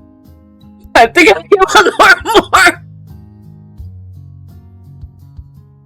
To be fair, if you guys saw the other video, listen, can I romance Eleanor? Can I romance Eleanor? Can I romance Eleanor? Oh, wait, did this go up? How did that go up?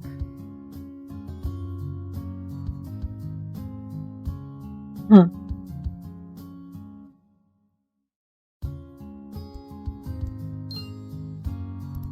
I like Eleanor. I do not like Theo though. I like you the most. I do like him the most. Ren lets out a shaky breath as his composure practically melts in front of me. His cheeks flush a deep red and he looks down with intense, love-struck eyes before he closes them and rests his forehead against my own. But the action was fast fleeting as his head eventually drops into the crook of my neck instead, and his hands remain against the shelf behind me. Me? You really like me the most? Huh. Fuck. Sorry, I need a second. Ren? He doesn't seem to respond. Instead, he simply stays rooted in place while his breath fans against my shoulder.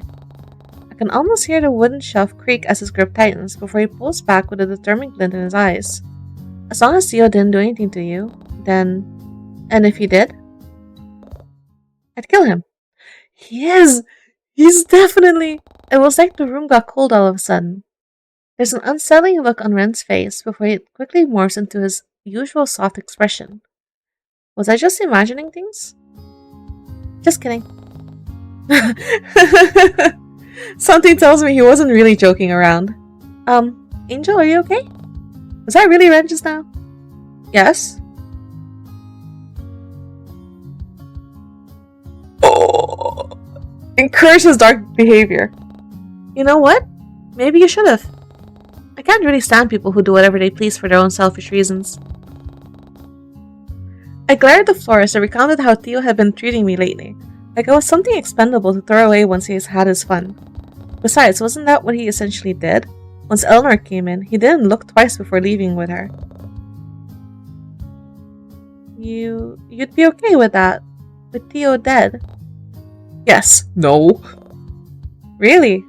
You sure? What? I'm sure. He stares at me with wide eyes, and it almost makes me regret saying anything in the first place. I don't really know what just came over me, but still, some decrepit and morbid part of me genuinely did believe that Theo would have been better off at the bottom of Lake Blue Moss. Okay, look, I don't like him, but I don't want him dead, you know? I've never really let it get to me, but I've honestly had it up to here with people like him. Those hedonistic individuals who only care about themselves and never the well-being of those around them. Perhaps that was why I moved away from the city in the first place, to escape people like Theo. In some messed up way, at least, it brought me closer to someone as understanding and considerate as Ren. Speaking of, I dare a glance towards my pink-haired companion, only to find him staring back at me with a soft smile. He leans in close this time, as if he wanted to whisper something for only me to hear. Well, if I ever need to hide a body, I'll know who to call now. No way you're getting me involved with your crimes. No, but I think it's a genius idea. They'd never suspect the cute librarian. Not wrong. Now that the mood has lightened, I give Ren a playful shove and roll my eyes. Well, now that that's all sorted, I think we should leave this dingy storage closet by now, don't you? I mean, we've been in here for a while. And Nori has our food. I suppose we should leave, but I guess there's something sort of comforting about this closet. Or maybe it's just you. Huh? Being this close to you. I like it. Where was this coming from? Suddenly I can hear Ren's arm shift from behind me and move towards my face instead. His fingertips hover closer to my cheek, and for a moment I almost find myself wanting to lean into his touch to feel his warmth. But he pulls away at the very last second and instead rests his hand by his side once more. Ren? I don't want to be a hypocrite. I see. He sends me yet another soft smile before stepping back and awkwardly tugging on the end of his sleeves. A hypocrite? What do you mean by that? Confused, I press him for answers. I know what he means. What do you mean? I came in here thinking he was putting moves on you to get a rise out of me. If I'm being honest, part of me wants to think that he's still outside, waiting for us to leave. I want to. He covers his mouth with his hand as he awkwardly shifts his weight from one foot to the other. Ren almost looks like he's weighing his options, and I can't tell if it's a winning or losing battle in his mind. All I can do is offer him a reassuring look to let him know when he can speak more freely with me. I mean, we did just have a heart-to-heart about the appropriateness of murder a few minutes ago. I kind of want to make him jealous too. I don't think he would get jealous. I mean, I'm supposed to be paired up with you today, not him. He has no business trying to take you from me. Not like he could anyway. His words remind me of the day at the pier, when that pushy cashier kept trying to flirt with Ren. I won't lie and say that I hadn't been affected by it. It's hard not to be when being with Ren has been the most exciting thing as of late. But I still had so many things I needed to discuss with him. What better place to start than here? About that, remember our time by the boardwalk the other day? Our day by the pier? Yeah, and how the cashier tried to, well, I'm not really sure what she was trying, but she seemed really cozy with you. Cozy? Did it come off cross that way? I thought I made my intentions with her clear.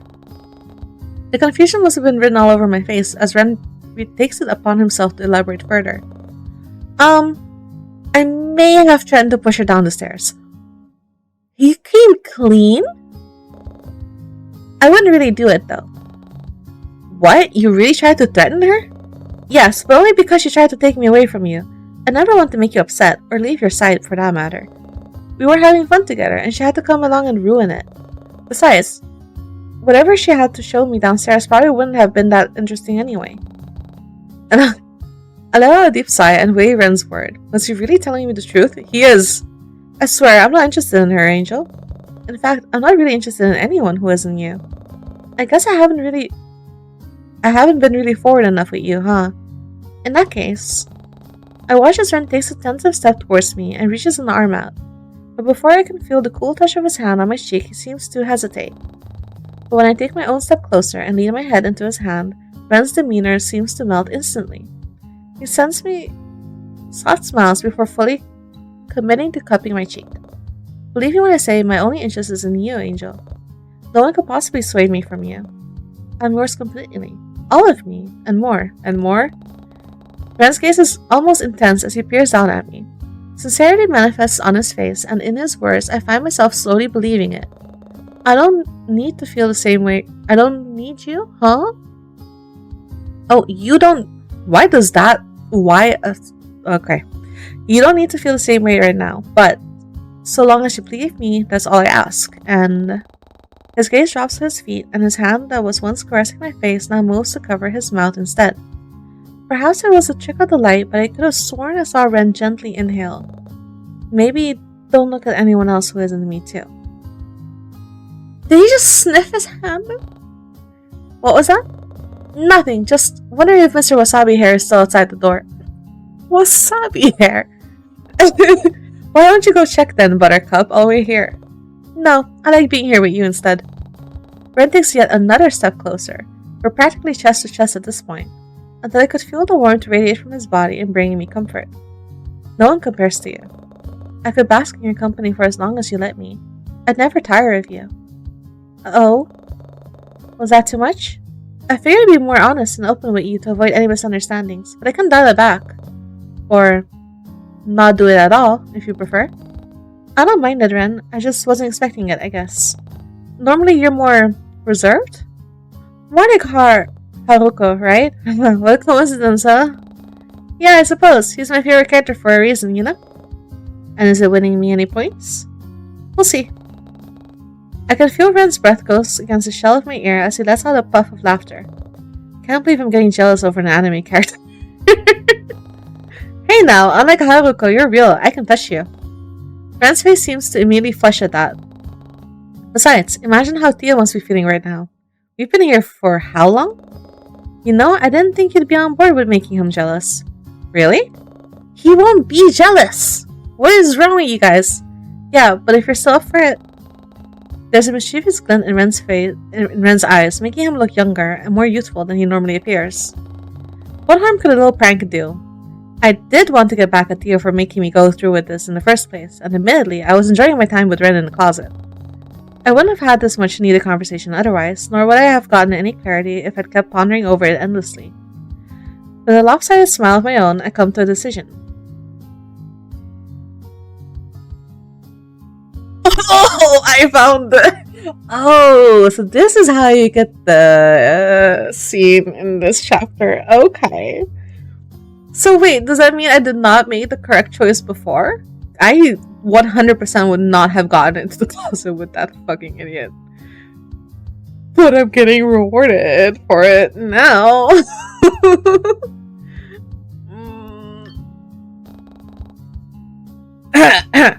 I will be reading. You will get only the reactions. Actually, I think I had something different in mind. Oh? Yeah. What are we doing in this closet?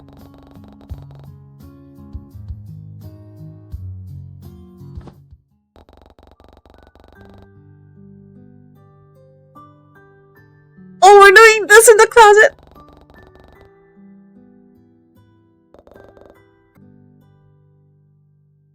It's almost unbelievable. Shut the fuck up!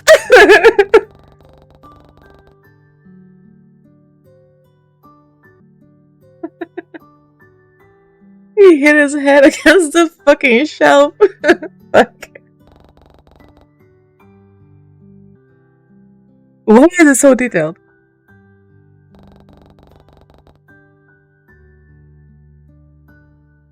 Oh, I can't see the tattoos yet.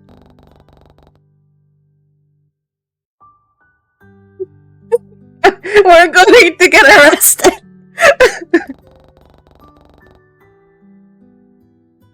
Just to be quiet. It's a storage closet, not a fucking sound booth. Oh my god.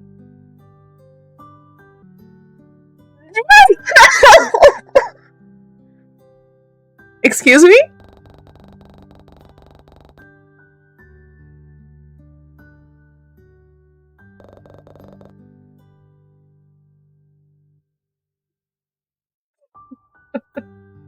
I can't.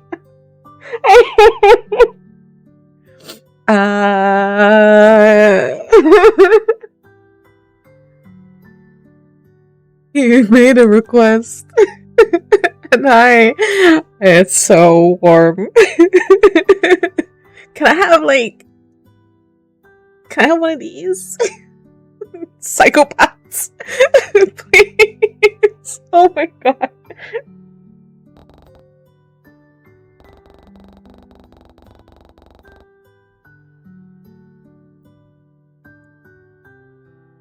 Same.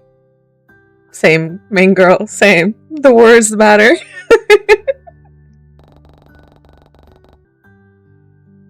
Stop! Yo.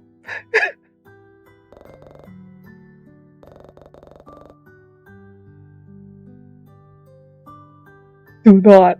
Yo, the way I would fold like a launcher. Like a fucking launcher.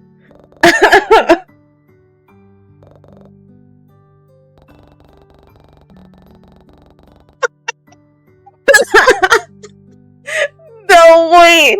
She said he was pretty after that.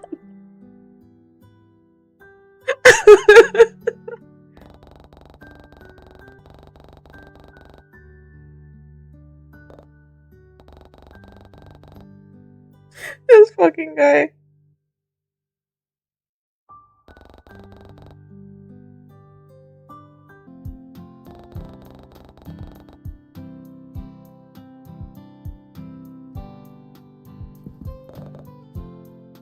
They really just left? Bitch, you've been in there a while, okay?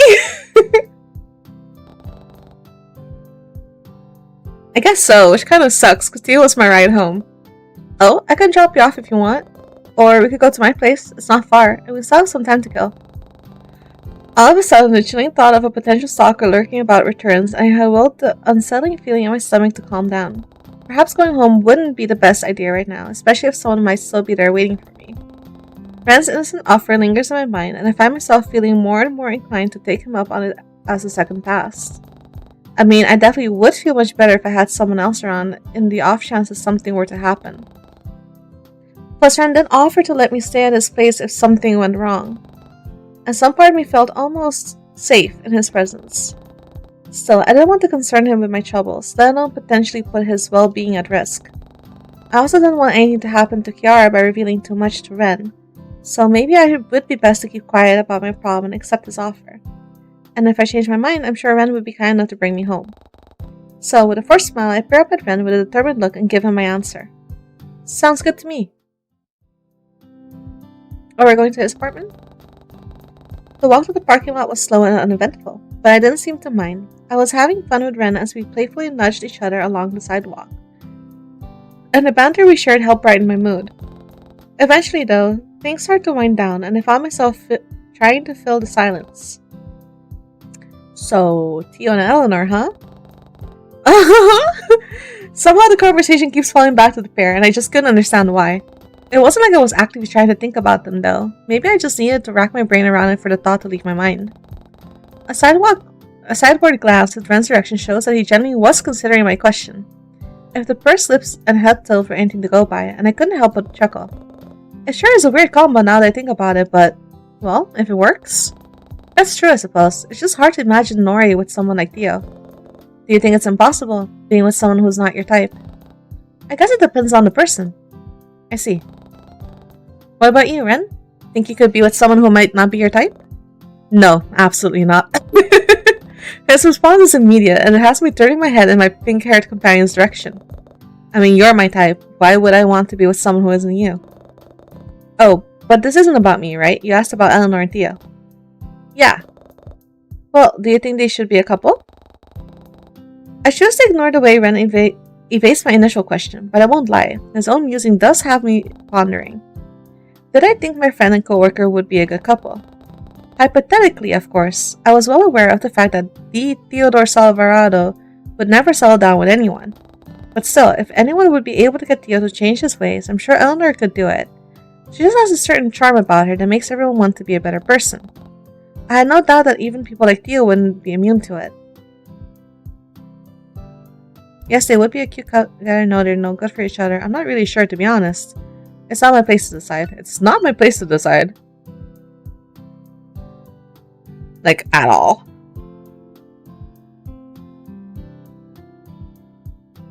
Huh?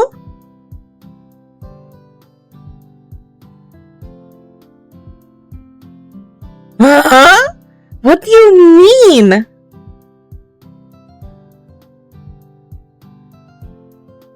Did he block me? You're my agent, this fucking guy. Hmm? This is weird.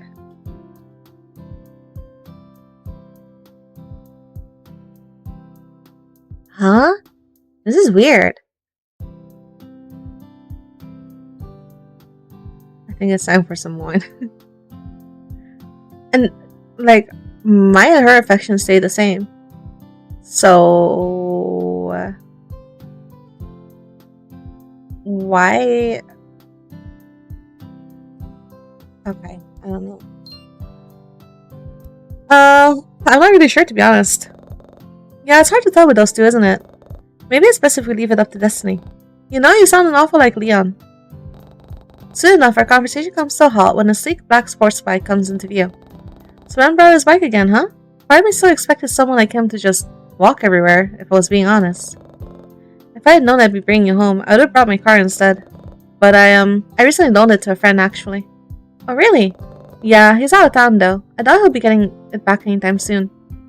Anyway, Ren retrieves a spare helmet from the side of his motorbike and turns to me once more.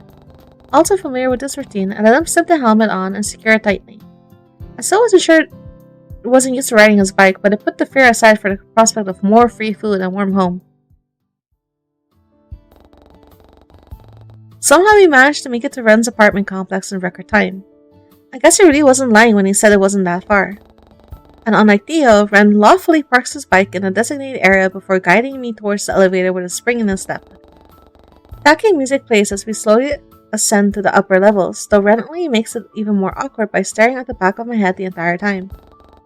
I can practically feel his eyes on me even as I try to ignore them, so I offer him a forced grin while we both wait for the elevator doors to open.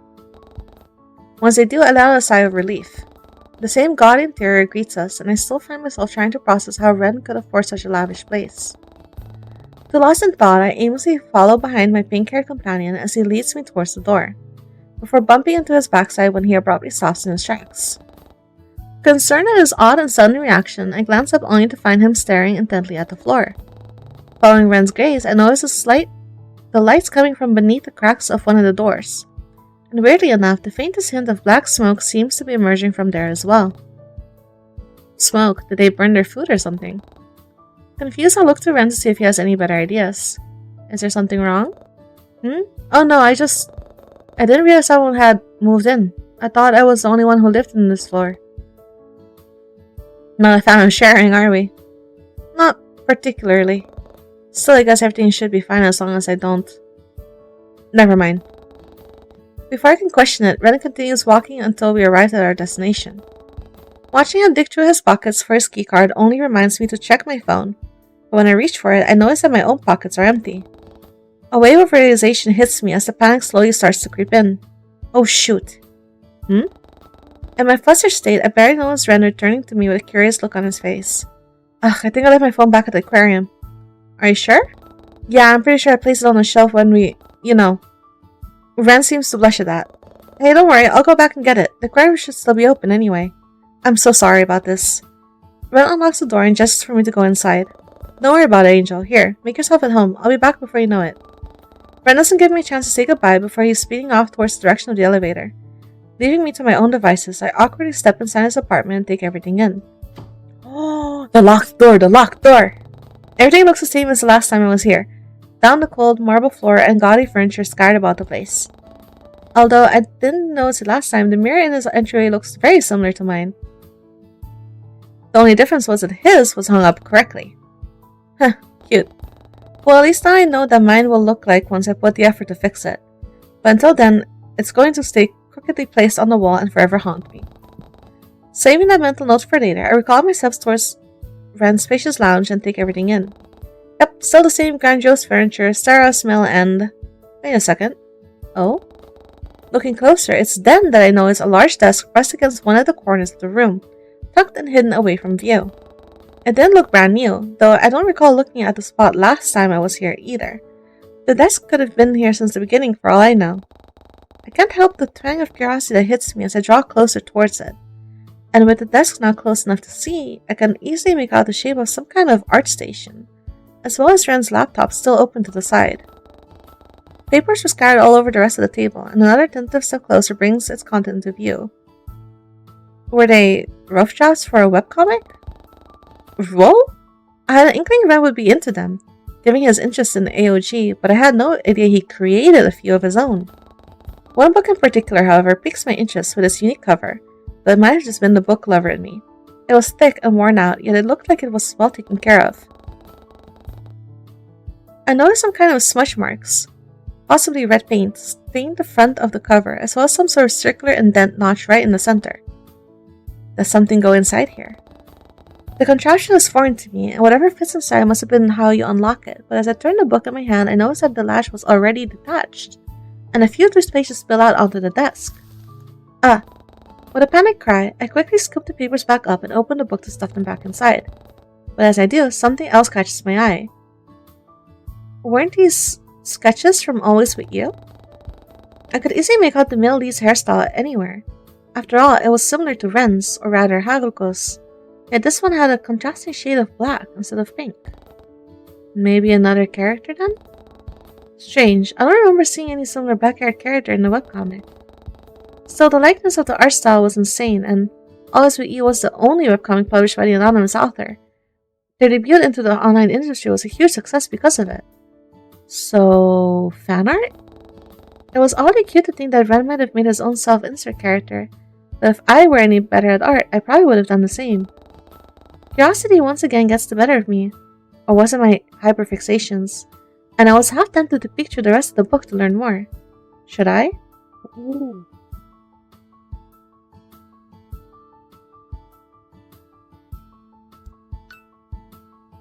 Do not do what I'm about to do. It is not good. Look at the drawings. I can't resist the urge to flip through the pages, and when I do, my suspicions are confirmed. There, right in front of me, were the all too familiar characters from Always With You. Yet something about them felt almost uncanny. They didn't look exactly like the actual characters from the webcomics, though. I could sense a certain familiarity from them. And upon closer inspection, most of the drawings were of the main character and her love interest doing various lovey-dovey things together, though other drawings were depicted as rather ominous and gloomy. Which was ironic, considering that the male lead was usually referred to as gloomy by the narrator. He was often withdrawn and greatly preferred to lurk in the shadows instead of interacting with others, so the name really fit. But still, seeing my beloved Gloomy in some of these drawings, surrounded by hundreds of creepy eyes, harsh scribbles, and more of that deep red ink, it sometimes made me feel bad for him. Why was he often being drawn in a dark room with nothing in it? Almost like an endless void with no exit in sight. Figuring I'd seen enough, or perhaps I just don't want to see one of my comfort characters so alone, I tear my eyes away from the pages and close the book. When I do, I make sure to shut the latch properly and place it back on the table. But as I do so, I accidentally knock over one of the ink bottles, which stains the desk a deep shade of black. Ah shit. I frantically skitter about to look for some paper towels and eventually settle on some toilet paper from Ren's bathroom. By some miracle, it easily lifts the mark from the desk, though it only seems to transfer onto my skin instead. Ugh, great, just when I thought it couldn't get any worse.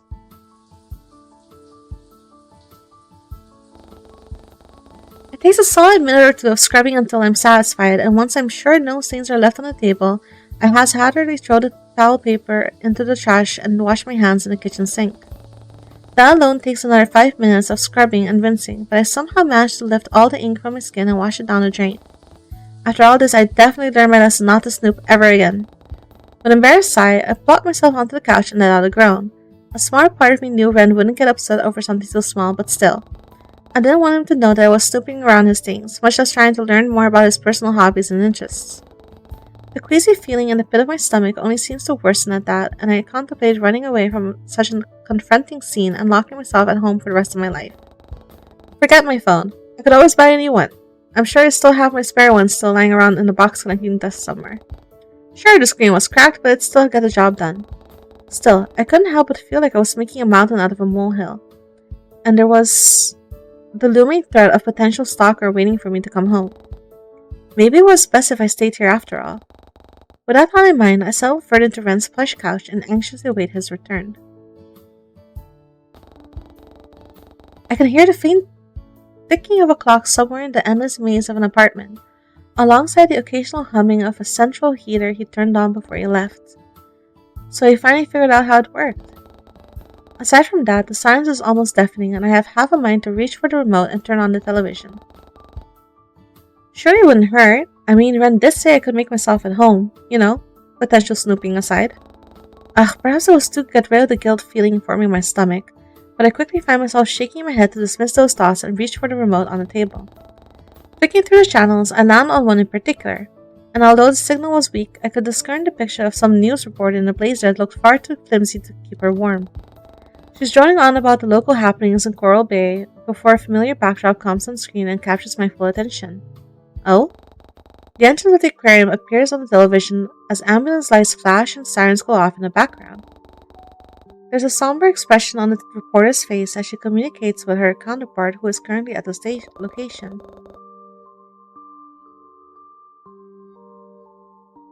The victim's body was just found, mauled and ripped apart in one of the shark tanks.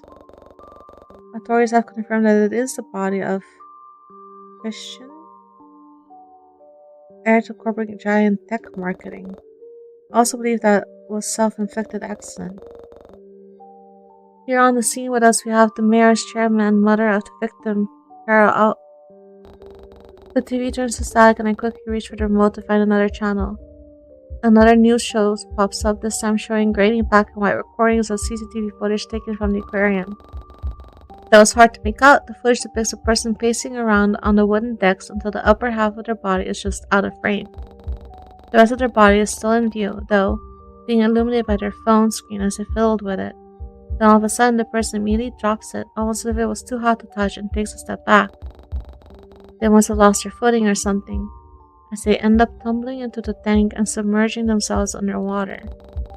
The footage cuts out shortly after, seemingly too inappropriate to air on live television as noted by the reporter.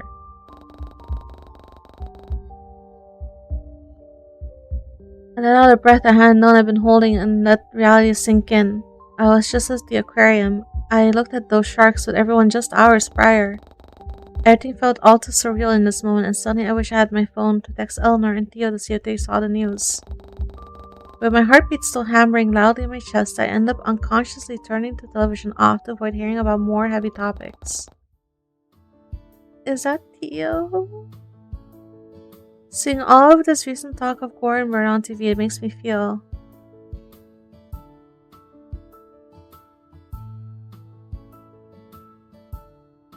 Oh no. Was it Theo? I feel sick thinking about it. Thinking about all this gore, violence, and death, it makes me feel uneasy. In fact, it was one of the reasons why I left the city in the first place. Prior to moving to Coral Bay, I had always been surrounded by petty crimes, selfish assholes who called themselves my friends, and even the stench of death. Moving here has been a good decision at the start, but now, I'm not so sure. Everyone would always say that nothing bad ever happens in the Bay, but after recent events, it was slowly becoming untrue. Ugh. But I suppose it wasn't all bad. I have supporters friends now, an amazing boss and co-worker, and a timid library patron who goes to great lengths to keep me safe. Man, I guess I never truly appreciated Ren's thoughtfulness until this moment. He's done so much for me these past few days, and not once has he asked for anything in return. And as if manifesting him with my thoughts, I hear the telltale sounds of the front door unlocking before Ren shuffles inside and flicks on all the lights. In one of his hands is my beloved phone, alongside a bag of delicious smelling takeout and angelfish plushie peeking out from another. And almost like a puppy, Ren immediately makes his way over to me, still perched on the couch before depositing the toy in my hands. Angel, were you sitting here without any lights? Sorry, I should have turned them on before I left. But I brought you some food with me. I thought you might be hungry. I don't really have much food in the pantry right now. Also, well, Ren looks as though he has something deeply serious he wants to say, and I had some kind of inclination as to what it might be. Something happened at the aquarium, Angel. You might want to... Actually, maybe we should move this conversation to the kitchen? I already know, Ren. You do? About... Yeah, I saw on the news. So it's true then? Someone really did die? I didn't really stick around to find out once the first cop car pulled up, but... I don't know. Something doesn't add up. What do you mean? Ren looks conflicted with what he wants to say. I passed by that shark tank when I went to retrieve your phone, and I didn't exactly stop to look, but I didn't see any dead bodies in there. Like, I know we said some incriminating things today, but I swear, it wasn't serious, and Angel, I would never,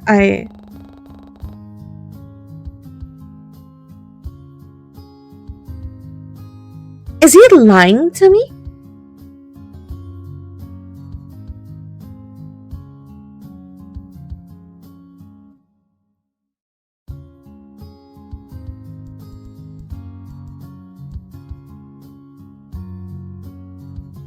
What happens if I say that I'm okay with this? Does it change this reaction? Let's find out.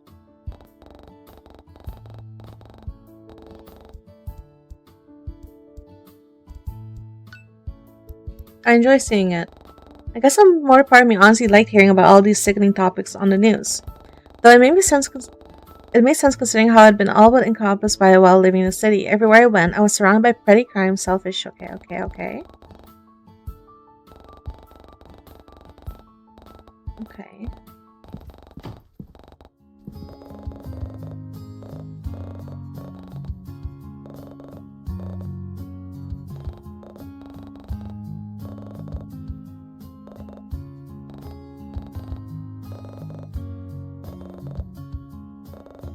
No, it doesn't.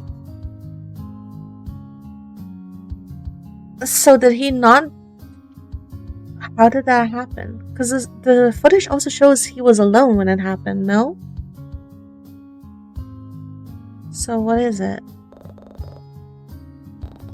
I could tell that Ren was taking this hard with how he wouldn't meet my gaze and his shoulders seemed to shake.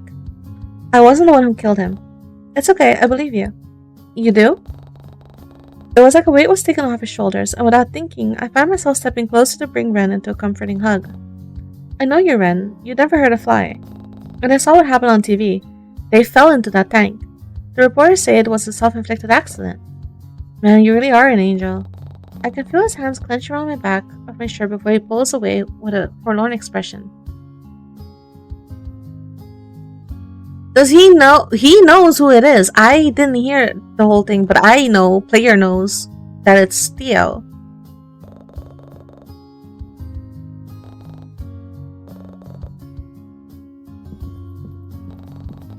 As Ren lifts himself from the back of the sofa, he makes sure to hand my cell phone back to me as well before heading off towards the kitchen. Now reunited with my beloved phone once more, I unlock and check for any notifications. One update in particular tells me know that the security camera I ordered had been successfully delivered, and that alone makes me feel safe enough to return to my apartment, should I change my mind about staying here. With a satisfied hum, I quickly pocket my phone, lest I lose it again, and follow Ren into the kitchen. Also, what was Theo doing alone there? Wouldn't Eleanor have been with him?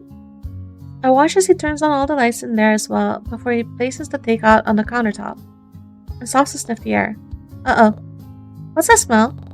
Oh shit, I almost forgot about the ink I hastily threw away in the trash. In retrospect, I should have probably flushed it down the toilet or something instead. Oh, about that, be honest. I figured it'd be best if I semi come clean. After all, Ren didn't deserve to be lied to. Much less have a guest he trusted snoop through his belongings while he was away. Man, if only I could say the same thing about my stalker. Before I can dwell on it any further, Ren's worried look pulls me in with my thoughts and takes me back to the present. Oh, here goes nothing. I accidentally spilled some of your ink earlier. You what?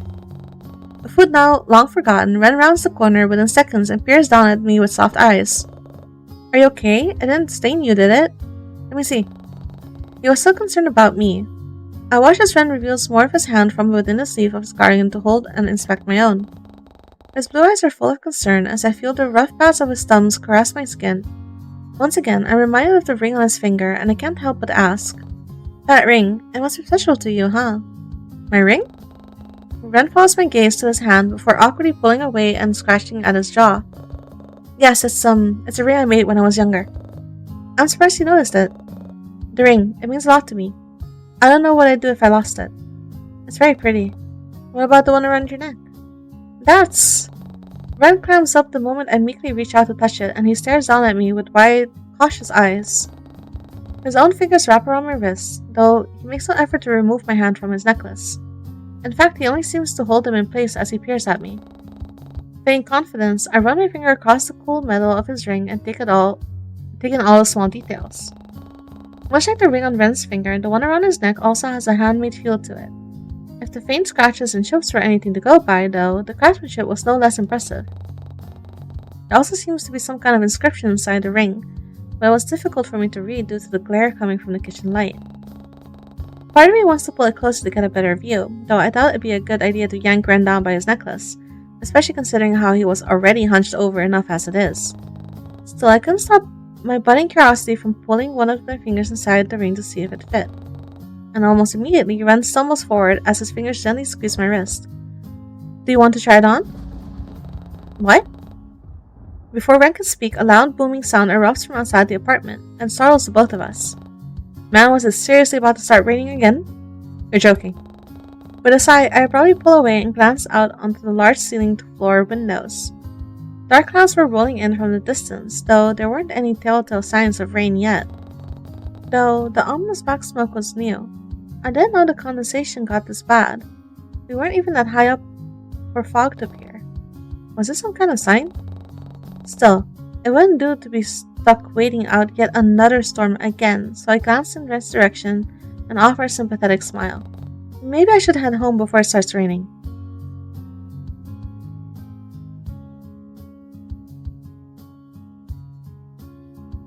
When is my character going to find out that their friend is dead?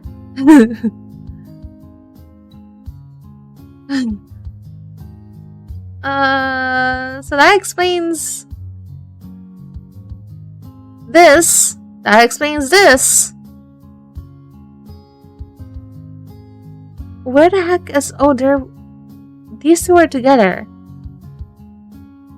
Why was he still alone at the freaking aquarium? Stay the night. It's probably best for me to just wait out the storm somewhere safe. If Ren was willing, I wouldn't mind spending the night here. Actually, would it be okay if I crashed here at your place tonight? His gaze was still on the black smoke outside the window, and it took a gentle nudge and the mention of his name to get Ren's attention once more. Why is it... I haven't done any... Oh, I mean, yes, of course, it's no problem. You haven't done any what? I'll go get your stuff set up right now. Here, go ahead and start eating while I go prepare your room. Wait a second. Wait, what program is this running on? Okay, so, I don't know the developer, right? Because I know some, like, visual novel developers. Is his name Ren because Ren Pai? And he's a self-taught developer? Is he Monica? Is he Monica? Is he like aware of the game kind of thing? And that's why he's like surprised at the storm outside because he hadn't programmed that in? Or what? Or what else? I don't know. Thanks, Ren. It's good I can rely on you for anything. I mean, yeah, of course, you can rely on me to keep you safe. His cheeks immediately flushed at my words, but I could tell that something was still troubling him. Though before I get the chance to ask, he's already leaving the kitchen and meandering down the hallway. But just as Ren passes by the couch, I notice how his gaze shifts to his little art station hidden in the corner of the lounge room. He casts a curious glance in my direction before taking a step towards it. Did you... Was that where you spilled the ink? Sorry, I didn't mean to. And it wasn't like I was going through your stuff. I only looked at the table, I promised. I see. So that explains why it's... You locked the book. You didn't lock it. He reaches for something on the table, though it was hard to see what it was from where it was sitting in the kitchen. You keep on eating. I'll join you shortly. And with that, he disappears into the darkness of his apartment. Deciding there's no use in overthinking his eccentric reactions or dwelling over the fact that I got caught red-handed and being noisy, I pick up a fork and begin to dig into my food. The taste of something both sweet and savory floods my taste buds. I let out a pleased hum. Man, was takeout always this good? It only takes 3 more modest bites before I practically scarfed down my meal. The flavor was immaculate, and I made a mental note to ask Ren what exactly he ordered the moment he returns. Is it you? But now that I think about it, it's been a while since he left, and Ren still hasn't come back yet. It's surely been more than 20 minutes by now, and his food was starting to grow cold.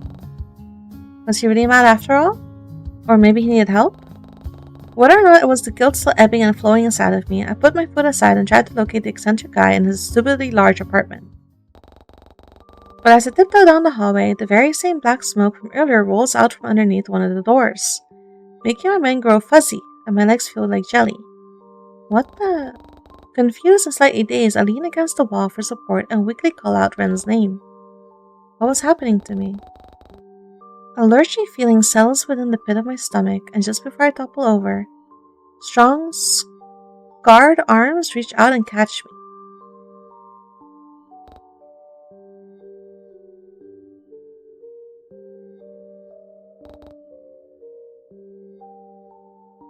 Is this binary?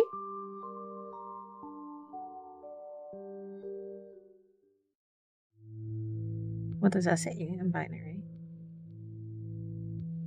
There we go. Don't worry, Angel. I won't let you get my bad ending. So don't hide from me. Why are you hiding from me? I won't hurt you, so don't be scared. Don't you realize that we're meant to be together? I love you, Angel. I love you so much. Did I just fucking die? Did I just fucking die? I think I just died. Fucking... what? Oh no.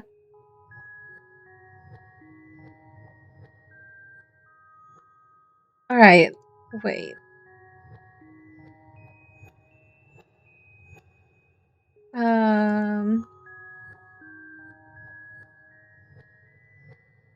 There has to be a way then, yeah? Do I go home instead of staying? Maybe I go home instead of staying. Okay, wait. Before I don't snoop at all, can I check out the desk? Pulling the book to my chest for now, I glance at the desk once more. The paper is still there alongside Ren's laptop that was still surprisingly on, despite not being plugged into the power socket. Immediately, it did pique my interest. Why would Ren leave his laptop unattended? As if getting a response, a message pops up from the screen and startles me. You sure that was... Oh? What is she doing here? Didn't we... you know? And don't tell me you're still keeping contact with that thing. You know what's going to happen if you do. Don't make it mad, Ren. Look, I'll see if I can visit and help you out as well. You need to return your boring piece of junk anyway. Oh, this is the friend that borrowed the car? Era didn't like it. Well, whatever. Don't do anything stupid in the meantime. Redacted. All of a sudden, the app closes itself and shows Ren cluttered desktop, and out of the corner of my eye, I swear I see the red light of his webcam turn on for a split second. Fuck, I shouldn't have been looking through Ren's personal messages without his permission. What kind of creep does that anyway? I'm almost ashamed to step away from the laptop, but not before realizing the item still grasped in my hands. Oh. Oh.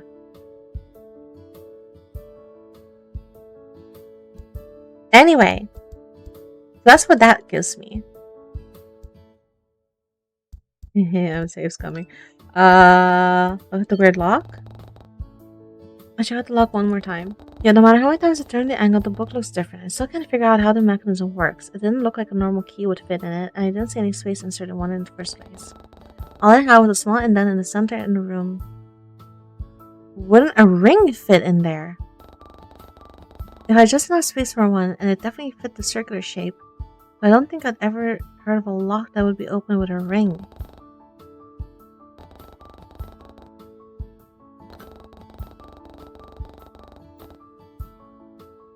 Ah, a ring. Okay, so the ring around his neck. But he asked me if I want to wear it, so let him have his privacy so I don't spill the damn ink.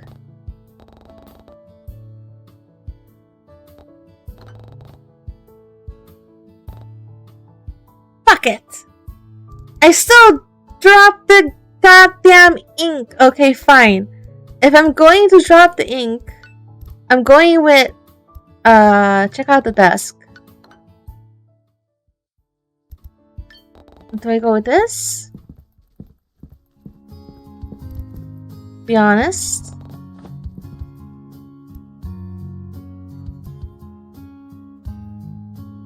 Fade the night.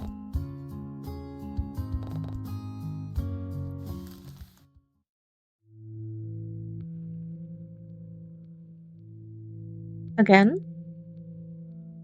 Angel, why are you doing this? You're not going to find anything here. It's just me. Nothing else exists here. Why don't you just play the game normally? That way, neither of us will have to be stuck in this dark void. I love being with you, watching you interact with everything. Everything is so bright and colorful when you're around. Will you let me out? Please let me out. It's no fun here. I want to be with you. I love you.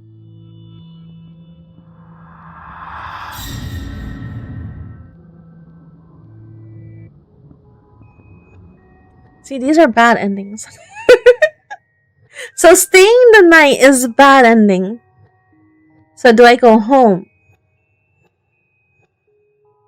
Do I go home and it still loops? No, because he was in the apartment building to give me my phone back, which I have now. So it's not that. So let's just check out the desk.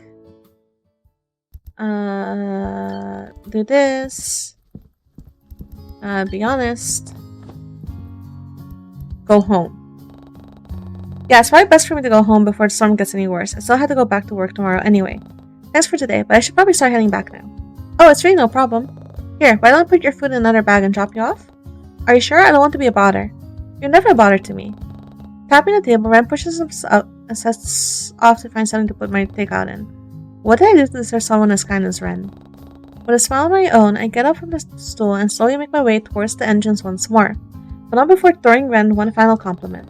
It's great I can rely on you for anything. I mean, of course. The ride back to my place was nothing short of ominous. The looming clouds on the horizon made the scenery seem dark and eerie. Is there like smoke particles? Anyway. But thankfully, Ren and his pastel-colored hair were there to brighten things up. He even offered to walk me to my door, and that greeted the both of us with a single package on my doormat. Panic flashes through me as the thought of seeing another gift from my supposed stalker, but then I remembered the purchase I made this morning and the notification I received from my phone. Ah, that was my security cameras. Deftly picking it up, I put it under my arm as I fished for the keys in my pocket. Wait, is this the same?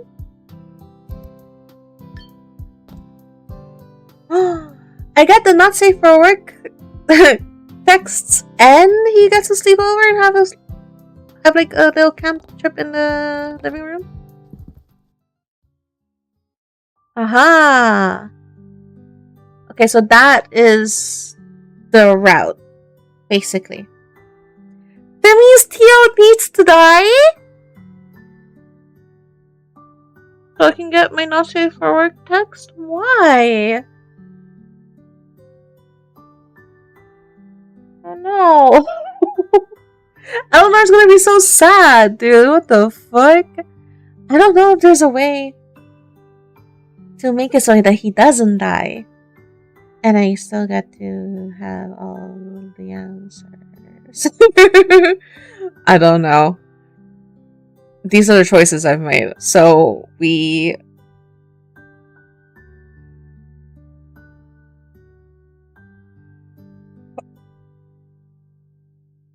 I don't know what route I should stick to, right? Because honestly, I would not have gotten into the fucking closet with Theo to begin with. So that's the honest to God like route, which is like just a sleepover at the end, right? But because I decided to figure out what would happen, I found out you could get the not safe for work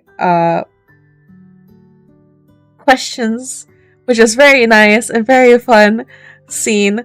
But Theo dies, and I still get my sleepover, so I don't know